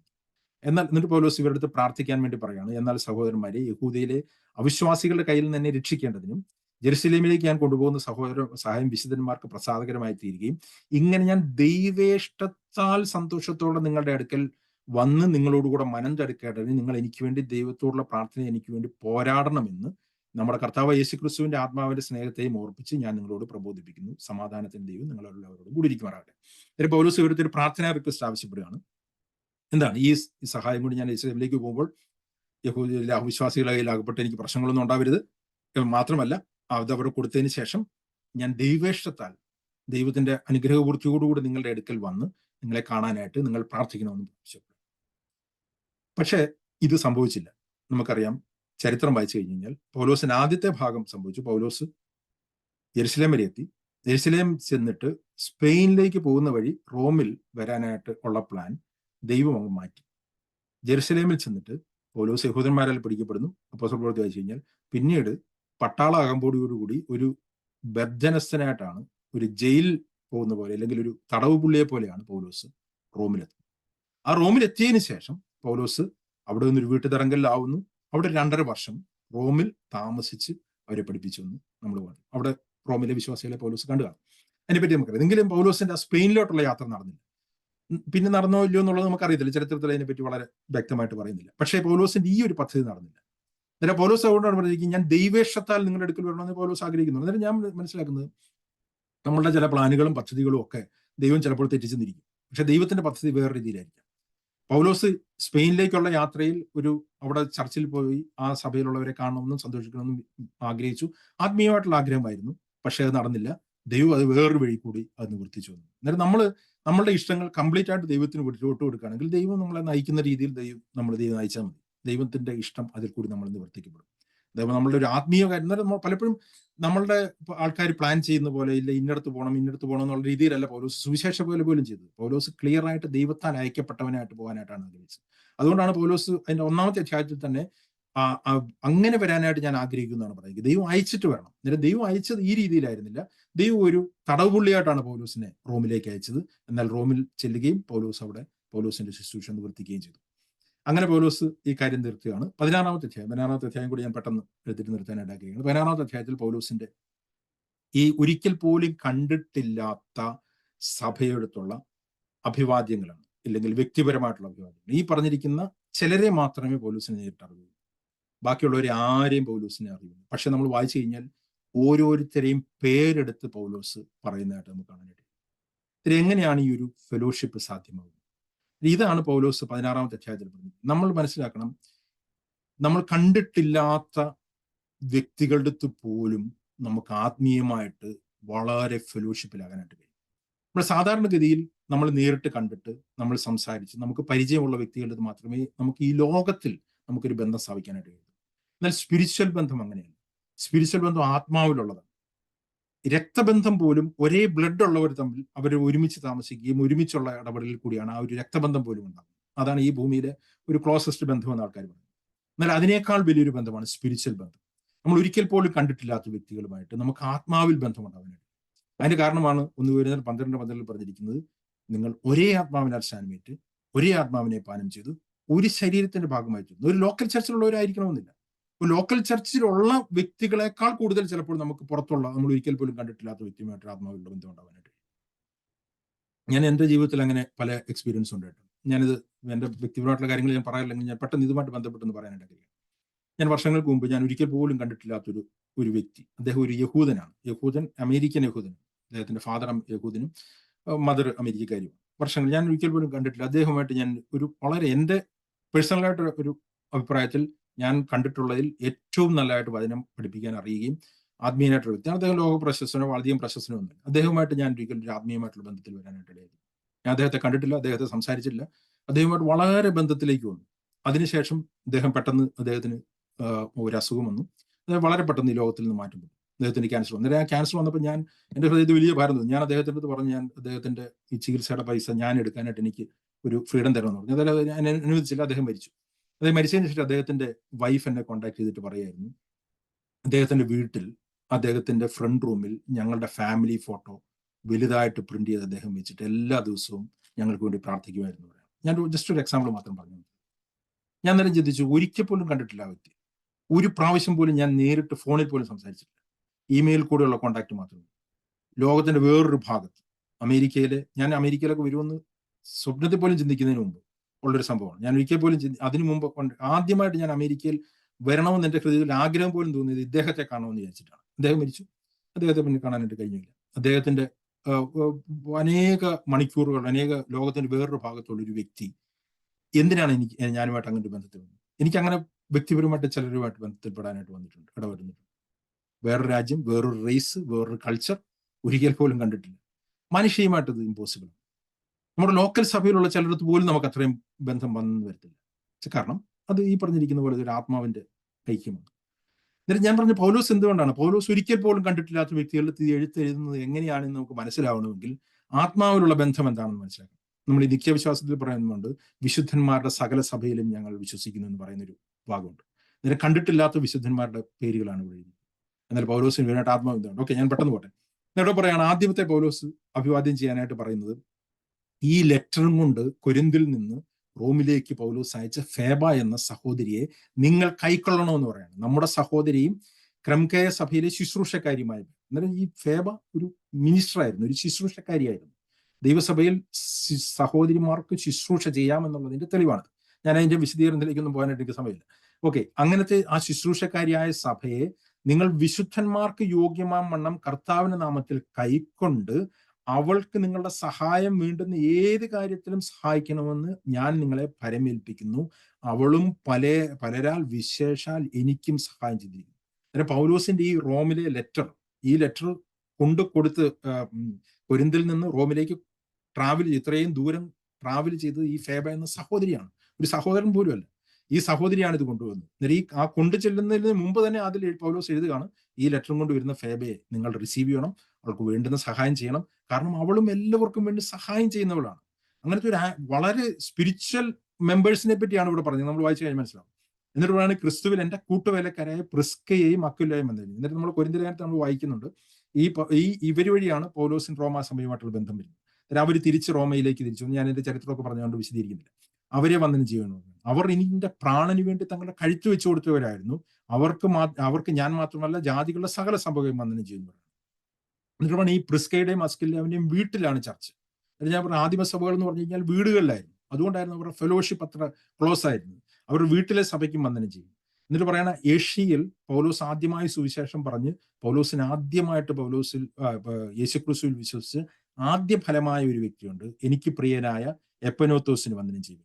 നിങ്ങൾക്കായി വളരെ അധ്വാനിച്ച മറിയയ്ക്ക് വന്ദനം ചെയ്യും. എന്നിട്ട് ഇവിടൊക്കെ വായിച്ചു കഴിഞ്ഞാൽ സ്പിരിച്വലായിട്ട് അധ്വാനിക്കുന്ന വ്യക്തികളെ പറ്റിയാണ് പറഞ്ഞിരിക്കുന്നത്. മറിയ എന്ന് പറഞ്ഞു കഴിഞ്ഞാൽ നമ്മൾ ബൈബിളിൽ കാണുന്ന ബാക്കി 5 മറിയമാരുണ്ട്. ആ മറിയല്ല, അവലെ ഒരു മറിയയുടെ പ്രത്യേകത എന്ന് പറഞ്ഞു കഴിഞ്ഞാൽ ഒരു മാർത്തയാണ് അവിടെ അധ്വാനിക്കുന്നവളായിട്ട് കാണുന്നത്. പക്ഷെ ഇവിടെ മറിയ അധ്വാനിക്കുന്നവളായ ഒരു മറിയുണ്ട്. ആ മറിയയ്ക്ക് വന്ദനം ചെയ്യും. എന്നിട്ട് പൗലോസിന്റെ റിലേറ്റീവ്സ് ആ ചർച്ചിലുണ്ട്. എന്നിട്ട് അവരെ പറ്റി പറയണം എന്റെ ചാർച്ചക്കാരായും സഹബദ്ധന്മാരെ പൗലോസിനോട് തടവിലായിരുന്ന അന്ത്രോക്കോസിനും യൂനിയോസിനും വന്ദനം ചെയ്യും. അവർ അപ്പോസ്റ്റലന്മാരുടെ ഇടയിൽ പേർ കൊണ്ടുവരും. എനിക്ക് മുമ്പേ കർത്താവിൽ വിശ്വസിച്ചു. അന്നേരം അവർ അപ്പോസ്റ്റലന്മാരായിരുന്നു. ഈ 12 അപ്പോസ്റ്റലന്മാരുടെ കൂട്ടത്തിലുള്ള അപ്പോസ്റ്റലന്മാരിൽ അല്ലാത്ത അപ്പോസ്റ്റലന്മാരായിരുന്നു, നയിക്കപ്പെട്ടവർ എന്നുള്ള അർത്ഥത്തിൽ. പൗലോസിന് മുമ്പേ കർത്താവിൽ വിശ്വസിച്ച പൗലോസിന്റെ ചാർച്ചക്കാരാണെന്ന് പറയുകയാണ്. എന്നിട്ടാണ് ഈ കർത്താവിൽ എനിക്ക് പ്രിയനായ അപ്ലിയോസിന് വന്ദനം ചെയ്യും. ക്രിസ്തുവിൽ ഞങ്ങളുടെ കൂട്ടുവേലക്കായ ഊർണോസിനും എനിക്ക് പ്രിയനായ സ്റ്റാക്കുവിനും വന്ദനം. ഇവരെ പറ്റിയൊന്നും നമുക്കറിയില്ല, ആരാണെന്നറിയില്ല. പക്ഷെ ഇവരെയെല്ലാം പൗലോസിനറിയാം. പൗലോസിന് വ്യക്തിപരമായിട്ട് ബന്ധമുണ്ട്, കണ്ടിട്ടില്ലാത്തവരായിരിക്കാം. പക്ഷെ പൗലോസിന്റെ ആത്മാവിലുപരമായിട്ട് ബന്ധമുണ്ട്. പൗലോസിന്റെ ജീവപുസ്തകത്തിൽ പേരെഴുതിയിട്ടുള്ള ദൈവമക്കളുടെ കൂട്ടത്തിലുള്ള വ്യക്തികളാണ്. ആ സഭയിലെ ബന്ധങ്ങളായതുകൊണ്ട് അവരെ പറ്റി പറയാണ്. എന്റെ ചാർച്ചക്കാരായ ഹരോസിന് വന്ദനം ചെയ്യും. എന്നിട്ട് പലരെ പറ്റി പറയാം. കർത്താവിൽ വിശ്വസിച്ചവർക്ക് വന്ദനം ചെയ്യും. കർത്താവിൽ അധ്വാനിക്കാനായ ത്രൂഫോസിനും വന്ദനം ചെയ്യുന്ന ഒരു ഇരട്ടകളാണെന്നാണ് ത്രൂഫെനയ്ക്കും ത്രൂഫോസയ്ക്കും വന്ദനം ചെയ്യും എന്ന് പറയുമ്പോൾ പറയുന്നത്. അതിനെപ്പറ്റി നമുക്ക് ഡീറ്റെയിൽ ആയിട്ട് കർത്താവിൽ വളരെ അധ്വാനിച്ചവരായ അവളായ പ്രിയ പെർസിസിന് വന്ദനം ചെയ്യും. ഇവിടെയൊക്കെ നമ്മൾ വായിച്ചു കഴിഞ്ഞാൽ ഒരുപാട് സ്ത്രീകളുടെ പേരാണ് അവർ പറഞ്ഞിരിക്കുന്നത്. ഇവരെല്ലാം കർത്താവിന് വേണ്ടി വളരെ അധ്വാനിച്ചവരാണ്. പുരുഷന്മാരെ അവിടെ ഒപ്പം തന്നെ ഒരേപോലെ തന്നെ ഈക്വലായിട്ട് സ്ത്രീകളെ പറ്റി പറയുന്നുണ്ട്. അന്നേരം സ്ത്രീകൾക്ക് ദൈവസഭയിലുള്ള ശുശ്രൂഷയെ പറ്റിയും അവരുടെ റോളിനെ പറ്റിയും പൗലോസിന് വളരെ വ്യക്തമുണ്ട്. അവർക്ക് വ്യക്തിപരമായിട്ട് പേര് പറഞ്ഞ് പൗലോസ് അവരെ അഡ്രസ് ചെയ്യാണ്. കർത്താവിൽ പ്രസിദ്ധനായ റൂഫോസിനും എനിക്കും അവന്റെ അമ്മയ്ക്കും വന്ദനം. ഈ റൂഫോസ് എന്ന് പറഞ്ഞിരിക്കുന്നത് കുറേനക്കാരനായ ശീമോന്റെ മകനാണെന്നാണ് ചരിത്രം പറഞ്ഞിരിക്കുന്നത്. പൗലോസിന്റെ യേശുക്രിസ്തുവിന്റെ ക്രൂശിൽ ചുമന്ന കുറേനക്കാരനായ ശീമോന്റെ മകനായിട്ടുള്ള റൂഫോസിനും അന്നേരം അവരും വിശ്വാസത്തിൽ വന്നു നമുക്ക് അറിയേണ്ടി. ഇങ്ങനെ പല ആൾക്കാർക്കും വന്ദനം ചെയ്യാനായിട്ട് വീണ്ടും വീണ്ടും പൗലോസ് പറയാണ് വിശുദ്ധ ചന്ദനം കൊണ്ട് അന്യോന്യം വന്ദനം ചെയ്യും. ഇവരെല്ലാം വന്ദനം ചെയ്യാൻ പറഞ്ഞിട്ട് ക്രിസ്തുവിലുള്ള ഐക്യതയെ പറ്റി എല്ലാം പറഞ്ഞതിന് ശേഷം പൗലോസ് ചിലരെ സൂക്ഷിക്കണം എന്ന് പറയുന്നു. എന്നിട്ട് ഇവിടെ നമ്മൾ മനസ്സിലാക്കണം, ബൈബിളിലെ ഐക്യത ഇല്ലെങ്കിൽ പുതിയ നിയമസഭയിലെ ഐക്യത എന്ന് പറഞ്ഞു കഴിഞ്ഞാൽ ചില ആൾക്കാരെ ഒഴിവാക്കിയെങ്കിൽ മാത്രമേ ഐക്യത സഭയിലുണ്ടാവൂ. അത് ഞാൻ നേരത്തെ പറഞ്ഞതുപോലെ നമ്മുടെ കൺവിക്ഷൻസിൽ ഡിഫറൻസ് ഉള്ളവരെ അല്ല നമ്മൾ ഒഴിവാക്കുന്നത്. അവരുമായിട്ട് നമ്മൾ ഐക്യതയിൽ ഡിഫറൻസ് ഉള്ളപ്പോൾ തന്നെ ഐക്യതയിലുണ്ടാവും. എന്നാൽ ചില വ്യക്തികൾ ഈ ഐക്യതയ്ക്ക് ഇടർച്ച വരുന്നത് ഞാനത് മുമ്പ് വിശദീകരിച്ചുകൊണ്ട് കൂടുതൽ വിശദീകരിക്കുന്നില്ല. അവിടെ പറയാണ്, സഹോദരന്മാരെ, നിങ്ങൾ പഠിച്ച ഉപദേശത്തിന് വിരോധമായി ദ്വന്ദ്പക്ഷങ്ങളെയും ഇടർച്ചകളെയും ഉണ്ടാക്കുന്നവരെ സൂക്ഷിച്ചു കൊള്ളണമെന്ന് ഞാൻ നിങ്ങളെ പ്രബോധിപ്പിക്കുന്നു. അവരോട് അകന്നു മാറും. അവരടുത്ത് കൂട്ടായ്മ ഉണ്ടാക്കണമെന്നല്ല പറഞ്ഞിരിക്കുന്നത്. പൗലോസ് നേരത്തെ പറഞ്ഞിരിക്കുന്നത് അവരുടെ അടുത്ത് separate yourself and turn away from them those who cause dissensions and divisions contrary to the teaching which you have learn. അന്നേരം നിങ്ങളുടെ ദൈവസഭയുടെ ഉപദേശത്തിൽ നിങ്ങൾ അടിസ്ഥാനപരമായിട്ടുള്ള ഉപദേശത്തിൽ ദുരുപദേശം പഠിപ്പിക്കുന്നവരെ, ഇല്ലെങ്കിൽ ഇടർച്ചകൾ ഉണ്ടാക്കുന്നവരെ, പ്രശ്നങ്ങൾ ഉണ്ടാക്കുന്നവരെ, ഡിവിഷൻസ് ഉണ്ടാക്കുന്നവരെ, അവരെ ഒഴിവാക്കാനായിട്ടും പൗലോസ്. എന്നിട്ട് നമ്മൾ മനസ്സിലാക്കണം, ദൈവസഭയുടെ ഐക്യതയ്ക്ക് രണ്ട് കാര്യങ്ങളുണ്ട്. ചിലരെ ഒഴിവാക്കണം, ചിലരുമായിട്ട് നമ്മൾ ഡിഫറൻസ് ഉണ്ടെങ്കിൽ പോലും ഒരുമിച്ച് പ്രവർത്തിക്കണം. എന്നിട്ട് പറഞ്ഞാൽ അങ്ങനെയുള്ളവർ, അങ്ങനെ ഇടർച്ച ഉണ്ടാക്കുന്നവർ, അവർ ദൈവത്തെ സേവിക്കുന്നവർ, അങ്ങനെയുള്ളവർ നമ്മുടെ കർത്താവായ യേശുക്രിസ്തുവിനെയല്ല തങ്ങളുടെ വയറിനെ അത്രേ സേവിക്കുകയും അവരൊരു പ്രത്യേകത പറയാണ്, ചക്കരവാക്കും മുഖസ്തുതിയും പറഞ്ഞ് സാധുക്കളായവരുടെ ഹൃദയങ്ങളെ വഞ്ചിച്ച് കളയുകയും ചെയ്യും. ഇങ്ങനെയുള്ളവരുടെ ഒരു പ്രത്യേകത എന്ന് പറഞ്ഞിരിക്കുന്നത്, ഇവർ ചക്കരവാക്കും മുഖസ്തുതിയും പറയുന്നവരാണ്. ഈ മുഖസ്തുതി പറയുന്നവരെ ഏറ്റവും കൂടുതൽ സൂക്ഷിക്കണം. ഞാനിത് ചില കാര്യങ്ങൾ എൻ്റെ എക്സ്പീരിയൻസിൽ നിന്നൂടെ പറയാം. ഞാൻ പലപ്പോഴും കണ്ടിട്ടുണ്ട്, നമ്മളെപ്പറ്റി ഭയങ്കര ഉയർത്തി പറയുന്ന ആൾക്കാരുണ്ട് നമ്മളെ കാണുമ്പോൾ. എനിക്ക് അങ്ങനെ ആൾക്കാരെ കാണുന്നതിന് പേടിയാണ് സത്യത്തിൽ. കാരണം എനിക്കറിയാം അടുത്ത നിമിഷം ഇവർ നമുക്കെതിരെ പണി ഒപ്പിക്കാൻ തയ്യാറായിട്ടുള്ള ആൾക്കാരാണ്. ഞാൻ പലരെയും കണ്ടിട്ടുണ്ട്, എന്നെപ്പറ്റി വളരെ നേരിട്ടറിയാവുന്നവരാണ്, അല്ലാത്തവരും ഉപയോഗിച്ച് പറയുകയൊക്കെ ചെയ്യും. ഇവരുടെ ഒരു വിഷയം വരുമ്പോൾ ഇവരെ ഒന്ന് നമ്മളൊന്ന് കറക്റ്റ് ചെയ്ത് കഴിഞ്ഞാൽ ഇമ്മീഡിയറ്റ്ലി ഇവർ നമുക്കെതിരെ മുഖസ്തുതി പറഞ്ഞതുപോലെ തന്നെ അപവാദ പ്രവചനങ്ങൾ നടത്തും. ഇങ്ങനെ ഓരോ ഡിവിഷൻസ് ഉണ്ടാക്കുന്നവരാണ് മുഖസ്തുതി പറയുന്നത്, ചക്കരവാക്ക് പറയുന്നത്. ഇവർ ദൈവത്തെ സേവിക്കുന്നവർ. ഈ മുഖസ്തുതി പറയുന്നവരെ നമ്മൾ ഒഴിവാക്കണം, നമ്മളെ പുകഴ്ത്തി പറയുന്നവർ. അതുകൊണ്ടാണ് പൗലോസ് നിങ്ങളെപ്പറ്റി എല്ലാവരും പുകഴ്ത്തി പറയുന്നത് നിങ്ങളുടെ കള്ളപ്രവചനം ഉറപ്പാണ്. നിങ്ങൾ യഥാർത്ഥ സഹോദര ദേവദാസനാണെങ്കിൽ നിങ്ങളെപ്പറ്റി ചിലരെങ്കിലും നിങ്ങളുടെ അടുത്ത് പ്രശ്നങ്ങളുണ്ടാകും. ഇത്തരം മുഖസ്തുതി പറയുന്നവർ പിന്നീട് നമ്മൾക്കെതിരെ തിരിയാനായിട്ട്, നമുക്കെതിരെ പ്രശ്നം ഉണ്ടാക്കാനായിട്ട്, ദൈവസഭയിൽ ഇടർച്ച ഉണ്ടാക്കാനായിട്ട് സാധ്യതകളാണ്. അന്നേരം അവർ പറയാണ്, അവർ ഇടർച്ച ഉണ്ടാക്കുന്നവരാണ്, അവർ ഡിവിഷൻസ് ഉണ്ടാക്കുന്നവരാണ്. ഇങ്ങനെയുള്ളവരെ ഡിസേൺ ചെയ്തിട്ട് അവർ വഞ്ചിക്കുന്നവരാണെന്നാണ് പറഞ്ഞിരിക്കുന്നത്. സാധുക്കളുടെ ഹൃദയങ്ങളെ വഞ്ചിച്ച് ഇവരെ ഒഴിവാക്കണം. ഇത് ദൈവസഭയുടെ എൽഡേഴ്സിനാണ് ഇതൊക്കെ ഡിസൈൻ ചെയ്യാനായിട്ട് കഴിയേണ്ടത്. മുന്നമേ കണ്ടുപിടിക്കാനായിട്ട് കഴിയണം ഇങ്ങനെയുള്ള ആൾക്കാരെ. അവരെ ഡിസിപ്ലിൻ ചെയ്യാനായിട്ടും അവരെ സെപ്പറേറ്റ് ചെയ്യാനായിട്ടും കഴിയും. ഓക്കെ, എന്നിട്ട് പറയുന്നത് നിങ്ങളുടെ അനുസരണം പരക്കെ എല്ലാവർക്കും വിശദമാകുന്നത് കൊണ്ട് ഞാൻ നിങ്ങളെ സന്തോഷിക്കുന്നു. നിങ്ങൾ നന്മയ്ക്ക് ജ്ഞാനികളും തിന്മയ്ക്ക് അജ്ഞരായി തരണമെന്ന് ഞാൻ ചെയ്യും. ഇതൊന്നും വിശദീകരിക്കേണ്ട കാര്യമില്ല. പൗലോസ് പറയാണ്, നിങ്ങൾക്ക് തിന്മയായിട്ടുള്ള കാര്യങ്ങൾ നിങ്ങൾ അറിയുകയേ വേണ്ട. ചില കാര്യങ്ങൾ നിങ്ങൾ അന്വേഷിച്ച് കണ്ടുപിടിക്കേണ്ട കാര്യമല്ല. നന്മയും തിന്മയും ഒന്നും നിങ്ങൾ, തിന്മയുള്ളൊരു കാര്യം നിങ്ങൾ അത് ഒഴിവാക്കാനായിട്ടാണ് പറയുന്നത്. അങ്ങനത്തെ കാര്യങ്ങൾ നിങ്ങൾ അറിയേണ്ട കാര്യം. നിങ്ങൾക്ക് ലോകത്തെ എല്ലാ കാര്യങ്ങളൊന്നും അറിയണമെന്ന് യാതൊരു നിർബന്ധവും ഇല്ല. തിന്മയുള്ള കാര്യങ്ങൾ അറിയാതിരിക്കുക, അതൊക്കെ അറിവില്ലാത്തവരായിരിക്കണമെന്ന്, അജ്ഞരായിരിക്കണമെന്ന് ഞാൻ ആഗ്രഹിക്കുന്നു. സമാധാനത്തിന്റെ ദൈവം വേഗത്തിൽ സാത്താനെ നിങ്ങളുടെ കാൽ കീഴിൽ ചതച്ചു കളയും. നമ്മുടെ കർത്താവായ യേശുക്രിസ്തുവിന്റെ കൃപ നിങ്ങളോടുകൂടിയിരിക്കുന്നതാണ്. ദൈവസഭയുടെ കാൽ കീഴിൽ സാത്താനെ ദൈവം തകർക്കുമെന്നാണ് പറഞ്ഞിരിക്കുന്നത്. ഒരു ഐക്യതയോട് നിൽക്കുന്ന സഭയുടെ കീഴിൽ ഇത് കർത്താവ് സഭ ബിൽഡ് ചെയ്യുന്ന ഒരു ചർച്ചിനെ, അതുകൊണ്ടാണ് പറഞ്ഞിരിക്കുന്നത് കർത്താവ് ബിൽഡ് ചെയ്യുന്ന ആ സഭയെ പാതാള ഗോപുരങ്ങളിലേക്ക് ജയിക്കാനായിട്ട് കഴിയും. പാതാള ഗോപുരങ്ങൾക്കെതിരെ ആ സഭയ്ക്ക് നിൽക്കാനായിട്ട് കഴിയും. പിശാചിനെ അതിന്റെ ദൈവസഭ എന്ന് പറയുന്നത് ശരിക്കും കർത്താവിന്റെ ശരീരമാണ്. ആ കർത്താവിന്റെ കാൽ കീഴിലാണ് സാത്താനെ ചതിച്ചു കളയുന്നത്. അന്നേരം ആ ദൈവത്തിന്റെ കാൽ എന്ന് പറയുന്നത് ദൈവത്തിന്റെ ശരീരത്തിന്റെ ഭാഗമാണ്. അന്നേരം കർത്താവിന്റെ കാൽ കീഴ് എന്ന് പറയുന്നത് ദൈവസഭയുടെ കാൽ കീഴ് എന്ന് പറയുന്നത് ഒരേ കാര്യമാണ്. അവിടെയാണ് പിശാച് തകർക്കപ്പെടാനായിട്ട് പോകുന്നത്. എന്നിട്ട് പൗലോസ് തന്റെ കൂട്ടുവേലക്കാരായിട്ടുള്ളവർ ഇവരെ വന്ദനം ചെയ്യുന്നതിനെ പറ്റി പറയാണ്. എൻ്റെ കൂട്ടുകാരക്കാരനായ തീമോഥെയോസും എൻ്റെ ചാർച്ചക്കാരൻ ലുക്കിനോസും യാസോസും സോനാ പത്രോസും നിങ്ങളെ വന്ദനം ചെയ്യുന്നു. ഈ ലേഖനം എഴുതിയ തെർസോസ് നിങ്ങളെ കർത്താവിൽ വന്ദനം ചെയ്യുന്നു. ഈ ലേഖനം ഡയറക്റ്റ്ലി എഴുതിയത് പൗലോസ് അല്ല, പൗലോസ് പറഞ്ഞു കൊടുത്തത് തെർസോസ് എന്ന വ്യക്തി എഴുതിയായിരുന്നു പറഞ്ഞത്. എനിക്കും സർവ്വസഭയ്ക്കും അതിസൽക്കാരം ചെയ്യുന്ന ഗായോസ് നിങ്ങളെ വന്ദനം ചെയ്യുന്നു. പട്ടണത്തിന്റെ ഭണ്ഡാരനായ എരസ്തോസും സഹോദരനായ കർത്തോസും നിങ്ങളെ വന്ദനം ചെയ്യുന്നു എന്ന് പറഞ്ഞ് ഇവരുടെ വന്ദനം തീർത്തതിന് ശേഷം പൗലോസ് കൺക്ലൂഡ് ചെയ്യാണ്. പൗലോസ് പറയുന്നത്, ഈ ലേഖനം എന്താണ് പൗലോസ് പറഞ്ഞ കാര്യം എന്ന് പറഞ്ഞിരിക്കുന്നത്, പൂർവ്വകാലങ്ങളിൽ, ഞാനിത് ആദ്യം പറഞ്ഞിരുന്നു, പൂർവ്വകാലങ്ങളിൽ മറഞ്ഞിരുന്നത് എന്ന് പറഞ്ഞാൽ നേരത്തെയുള്ള കാലങ്ങളിൽ മറഞ്ഞിരുന്നതും ഇല്ലാതിരുന്നൊരു കാര്യമല്ല, മറഞ്ഞിരുന്നിട്ട് ഇപ്പോൾ വെളിപ്പെട്ടു വന്നതും, ദൈവത്തിന്റെ റെവലേഷനിൽ കൂടി ഇപ്പോൾ വെളിപ്പെട്ടു വന്നതും, നിത്യദൈവത്തിന്റെ നിയോഗപ്രകാരം സകല ജാതികൾക്കും വിശ്വാസത്തിന്റെ അനുസരണത്തിനായി പ്രവാചകരുടെ എഴുത്തുകളാൽ അറിയിച്ചിരുന്നതുമായ മർമ്മത്തിന്റെ വെളിപാടിന് അനുസരണമായിട്ടുള്ള എൻ്റെ സുവിശേഷം. പൗലോസിന്റെ സുവിശേഷത്തെ പറ്റി പൗലോസ് വിശദീകരിക്കുകയാണ്.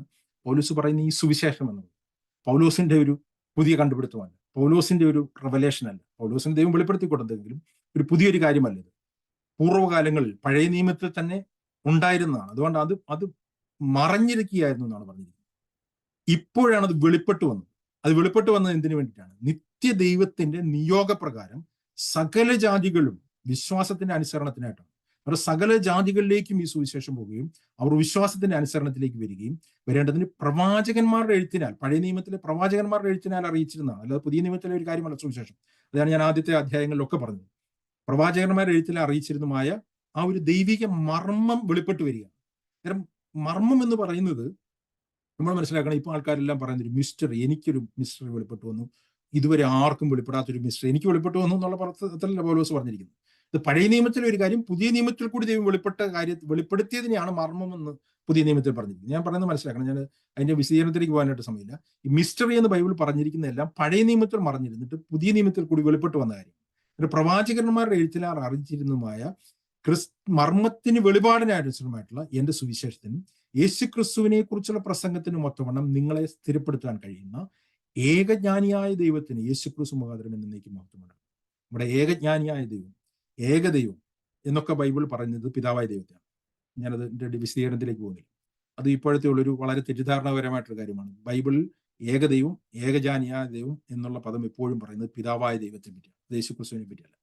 അന്നേരം യേശുക്രിസ്തുവിനെ പറ്റി ഏക കർത്താവെന്നും നമ്മുടെ കർത്താവെന്നുമുള്ള വാക്യത്തിലാണ് പറഞ്ഞിരിക്കുന്നത്. അവിടെ പറഞ്ഞിരിക്കുകയാണ് യേശുക്രിസ്തുവിന്റെ പ്രസംഗത്തിന് ഒത്തവണ്ണം നിങ്ങളെ സ്ഥിരപ്പെടുത്താൻ കഴിയുന്ന ഏകജ്ഞാനിയായ ദൈവത്തിന് യേശുക്രിസ്തു മുഖാന്തരം എന്നേക്കും മഹത്വം ഉണ്ടാകട്ടെ ആമേൻ എന്ന് പറഞ്ഞ പൗലോസ് റോമാലേഖനം കൺക്ലൂഡ് ചെയ്യാണ്. ഞാൻ പറഞ്ഞ പോലെ കുറച്ച് സമയം കൂടുതലെടുത്ത്, കാരണം 16-ാമത്തെ അധ്യായം മാത്രമായിട്ട് സെപ്പറേറ്റ് ആയിട്ട് എടുക്കണ്ട എന്ന് കരുതിയിട്ടാണ് ഞാനിത് എടുത്തത്. നിങ്ങൾക്ക് എന്തെങ്കിലും സംശയങ്ങളുണ്ടെങ്കിൽ ചോദിക്കാം.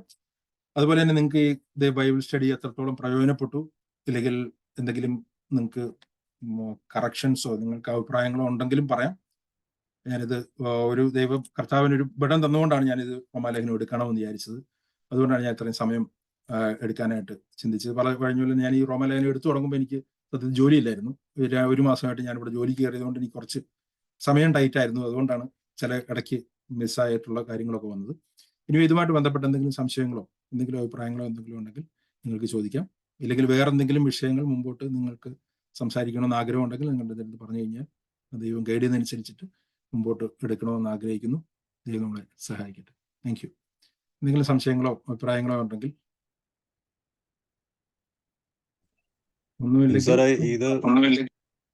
ഒരു അഭിപ്രായം ഉള്ളത്, ഇത് റെഗുലറായിട്ട് ഇങ്ങനെ ഓരോ അധ്യായമായിട്ട് കണ്ടിന്യൂ ചെയ്യാൻ ഉള്ള സാഹചര്യം ഉണ്ടെങ്കിൽ അത് നല്ലതായിരുന്നു. വേറെ പുസ്തകങ്ങളോ? വേറെ പുസ്തകങ്ങളെ. ഓക്കെ, ഇത് നോക്കാം. ഞാൻ ഒരു ഗൈഡൻസ് അനുസരിച്ച് ഒന്നുകിൽ പുസ്തകങ്ങളായിട്ടോ അല്ലെങ്കിൽ സബ്ജക്റ്റ് ആയിട്ടോ എടുക്കാനായിട്ട് ശ്രമിക്കാം. അതെ അതെ, അല്ല ജോലിയുടെ സാഹചര്യം പോലെ. അത് കുഴപ്പമില്ല. ജോലി അങ്ങനത്തെ ഒരു ഹെക്ടിക് ജോലിയൊന്നും ഇല്ല എനിക്ക്. പഠന ക്ലാസ് കഴിയല്ലേ? അതെ. അല്ല, ഞാൻ ദൈവത്തിന്റെ നാമത്തിന് നന്ദി പറയുന്നു. ഇത്രയും എഫേർട്ട് എടുത്തിട്ട് ഈ ക്ലാസ് ഒരു വ്യത്യസ്തമായ, നമ്മള് ക്ലാസിക്കലായിട്ട് കേട്ടിരിക്കുന്ന പല കാര്യങ്ങളിൽ നിന്നും വ്യത്യസ്തമായിട്ട് ദൈവനെ തെളിയിക്കാനും അത് മനസ്സിലാക്കാനും സാധിച്ചു. ദൈവനാമത്തിന് നന്ദി പറയുന്നു. Okay, thank you. നിങ്ങൾക്കും വളരെ എനിക്ക് ഇവിടെ നിങ്ങളിപ്പം സിജോ ബ്രദർ ആണെങ്കിലും പലരും റെഗുലറായിട്ട് എല്ലാ ദിവസവും അറ്റൻഡ് ചെയ്യുന്നുണ്ടായിരുന്നു. ഞാനത് ശ്രദ്ധിക്കുന്നുണ്ടായിരുന്നു. നിങ്ങളുടെ എനിക്ക് ഒരുപാട് പേരുടെ സംസാരിക്കുന്നതിനേക്കാൾ കൂടുതൽ ഈ കേൾക്കാൻ താല്പര്യവും മനസ്സിലാക്കാൻ താല്പര്യമുള്ള കുറച്ച് പേരുതാണ്. അതിപ്പം 1, 2, 3 പേരാണെങ്കിലും വിഷയമില്ല. എനിക്ക് എല്ലാ സമയത്തും ഞാൻ അങ്ങനെ ചെയ്തു. എനിക്ക് വളരെ ഫ്രീഡം ഉണ്ടായിരുന്നു. സത്യത്തിൽ കുറച്ച് പേര് ആണെങ്കിലും റെഗുലറായിട്ട് ഇത് അറ്റൻഡ് ചെയ്യാനായിട്ടും മനസ്സിലാക്കാനായിട്ടും താല്പര്യമുള്ളവരുണ്ടെന്ന്. ഇപ്പോൾ ജിജോ ബ്രദറാണെങ്കിലും ബ്രദറാണെങ്കിലും പലരും മിക്കവാറും ഇപ്പോൾ അറ്റൻഡ് ചെയ്യുന്ന എല്ലാവരും റെഗുലറായിട്ട് അറ്റൻഡ് ചെയ്യുന്നുണ്ടായിരുന്നു. നിങ്ങളുടെ ആ എഫേർട്ടിന് നിങ്ങളുടെ സമയവും വളരെ വിലപ്പെട്ടാണ്. ആ സമയം നിങ്ങൾ ഇത്രയും സമയം ദൈവന പഠനത്തിനായിട്ട് മാറ്റിവെച്ചതിലും റിയലി താങ്ക്ഫുൾ. എനിക്ക് നല്ല ഫ്രീഡം, ആ ഒരു രീതിയിലുള്ള എനിക്ക് ഫ്രീഡം ഉണ്ടായിരുന്നു. അതെ, താങ്ക് യു. പ്രത്യേകിച്ച് നമുക്ക് ചില കാര്യങ്ങളെ നമുക്ക് ഇപ്പൊ എന്നെ സംബന്ധിച്ചിടത്തോളം ആയാലും നമ്മുടെ വിശ്വാസത്തിലേക്ക് വന്നെങ്കിലും നമുക്ക് ഒറ്റയടിക്കല്ലല്ലോ ഇതെല്ലാം ക്ലാരിറ്റിയിലേക്ക് വരുന്നത്. അത് ഇവഞ്ച്വലി ഗ്രാജുവലി ആണ് നമുക്ക് പതുക്കെ ടീച്ചിങ്സ് നമ്മുടെ ഉള്ളിലേക്ക് കറക്റ്റ് ആയിട്ട് വരുന്നത്. നമ്മുടെ സംശയങ്ങളൊക്കെ മാറിയിട്ട്. അപ്പൊ അതിന് വേണ്ടിയിട്ടാണെങ്കിൽ പ്രത്യേകിച്ച് വിഗ്രഹാർപ്പിതങ്ങളുടെ കാര്യത്തിന്റെ ഭാഗങ്ങളൊക്കെ വളരെ കുറവാണ് ആളുകളെ പഠിപ്പിക്കുന്നത്. ആളുകൾക്ക് പേടിയാന്ന് തോന്നുന്നത് കൈവയ്ക്കാനായിട്ട്. അതുകൊണ്ടായിരിക്കണം ഇത് അതെ. വളരെ വ്യക്തമായിട്ട് ക്ലിയർ ആയിട്ട് കാര്യങ്ങൾ മനസ്സിലാക്കാനായിട്ട് ദൈവം സഹായിക്കും. അതെ. ഈ അത്ഭുതങ്ങളാലും അടയാളങ്ങളാലും വചനത്തെ ഉറപ്പിച്ചു പോന്നു എന്ന് പറഞ്ഞ വചനം എവിടെയൊക്കെ ഉള്ളതെന്ന് പറയാമോ സാറേ? ഓക്കെ. അത്ഭുതങ്ങളാലും അടയാളങ്ങളാലും ദൈവം വചനത്തെ ഉറപ്പിച്ചു എന്ന് പറഞ്ഞ് എബ്രായ ലേഖനത്തിലാണ് പൗലോസ് പറയുന്നത്. എബ്രായ ലേഖനം പൗലോസ് അല്ല, എബ്രായ ലേഖനത്തെ എഴുതിയിരിക്കുന്നത് എബ്രായ ലേഖനം 1-ാമത്തെ അധ്യായത്തിന്റെ 2-ാമത്തെ അധ്യായത്തിന്റെ 3-ാമത്തെ വാക്യം. അവിടെ പറഞ്ഞിരിക്കുന്നത് കർത്താവ് താൻ പറഞ്ഞതും ദൈവം അടയാളങ്ങളാലും അത്ഭുതങ്ങളാലും വിവിധ വീര്യപ്രവർത്തികളാലും തന്റെ ഇഷ്ടപ്രകാരം പരിശുദ്ധാത്മാവിനെ സാക്ഷി എന്നതും കേട്ടവർ നമുക്ക് ഉറപ്പിച്ചു തന്നതുമായ ഇത്ര വലിയ രക്ഷ എന്ന് പറയുന്ന സുവിശേഷത്തിൽ കൂടിയുള്ള രക്ഷയാണ്.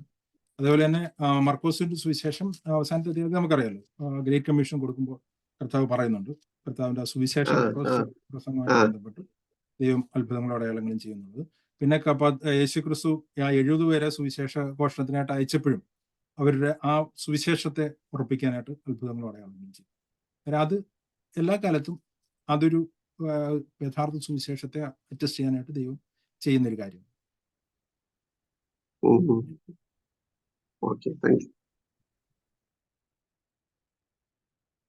Thank you brother. ഒരു റിക്വസ്റ്റ് കൂടി ഉണ്ട്. ആദ്യം ബ്രദർ പറഞ്ഞതുപോലെ തന്നെ വേറെ ഏതെങ്കിലും നമുക്ക് അടുത്തൊരു പുസ്തകം അത് കണ്ടിന്യൂ ചെയ്യാനുള്ള ഒരു ഓപ്ഷൻ ഉണ്ടെങ്കിൽ ബ്രദറിന്റെ സൗകര്യം പോലെ അത് നന്നായിരിക്കുന്നു വിചാരിക്കും. ഞാനത് പ്രാർത്ഥിച്ചിട്ട് എൻ്റെ ഒരു ഗൈഡൻസ് പോലെ ഞാൻ അപ്ഡേറ്റ് ചെയ്യാം. അതിനനുസരിച്ചിട്ട് എൻ്റെ ഒരു ബേസിക്കലായിട്ടുള്ള എൻ്റെ ഒരു ഒരു ഭാരം എന്ന് പറയുന്നത് 2 കാര്യങ്ങളാണ് ബൈബിളിൽ നമ്മൾ വായിച്ചു കഴിഞ്ഞ് കഴിഞ്ഞാൽ.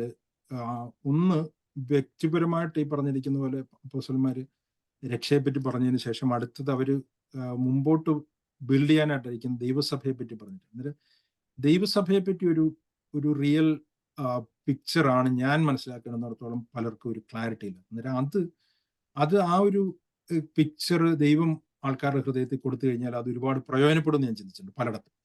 അങ്ങനെ ഒരു ഭാരം എനിക്കുണ്ട്. ആ കാര്യത്തെ പറ്റി കുറച്ചുകൂടി ക്ലിയർ ആയിട്ട് സംസാരിക്കണം. അന്നേരം ദൈവം ഗൈഡിനനുസരിച്ചിട്ട് ഞാൻ ചെയ്യാം, പുസ്തകങ്ങളോ അല്ലെങ്കിൽ സബ്ജക്റ്റുകളോ. ഓക്കെ, നിങ്ങൾക്ക് സംശയങ്ങളോ അഭിപ്രായങ്ങളോ ഒന്നുമില്ലെങ്കിൽ നമുക്ക് പ്രാർത്ഥിച്ച് ക്ലോസ് ചെയ്യാം. ഈ 2 അധ്യായങ്ങൾ ഞാൻ കുറച്ച് ഫാസ്റ്റായിട്ട് എടുത്ത് നിങ്ങൾ പിന്നീട് കേട്ടുപോയി കഴിഞ്ഞാൽ നിങ്ങൾക്ക് അതിൽ കുറച്ചുകൂടി ക്ലാരിറ്റി കിട്ടും. കാരണം ഇന്നത്തെ ഇതുകൊണ്ട് ക്ലാസ് ക്ലോസ് ചെയ്യാമെന്നുള്ള ചിന്തയിൽ ഞാൻ കുറച്ച് ഫാസ്റ്റായിട്ട് പോയി തോന്നുന്നു. എന്തെങ്കിലും സംശയം ഉണ്ടെങ്കിൽ നിങ്ങൾക്ക് ചോദിക്കാം, ഇല്ലെങ്കിൽ നമുക്ക്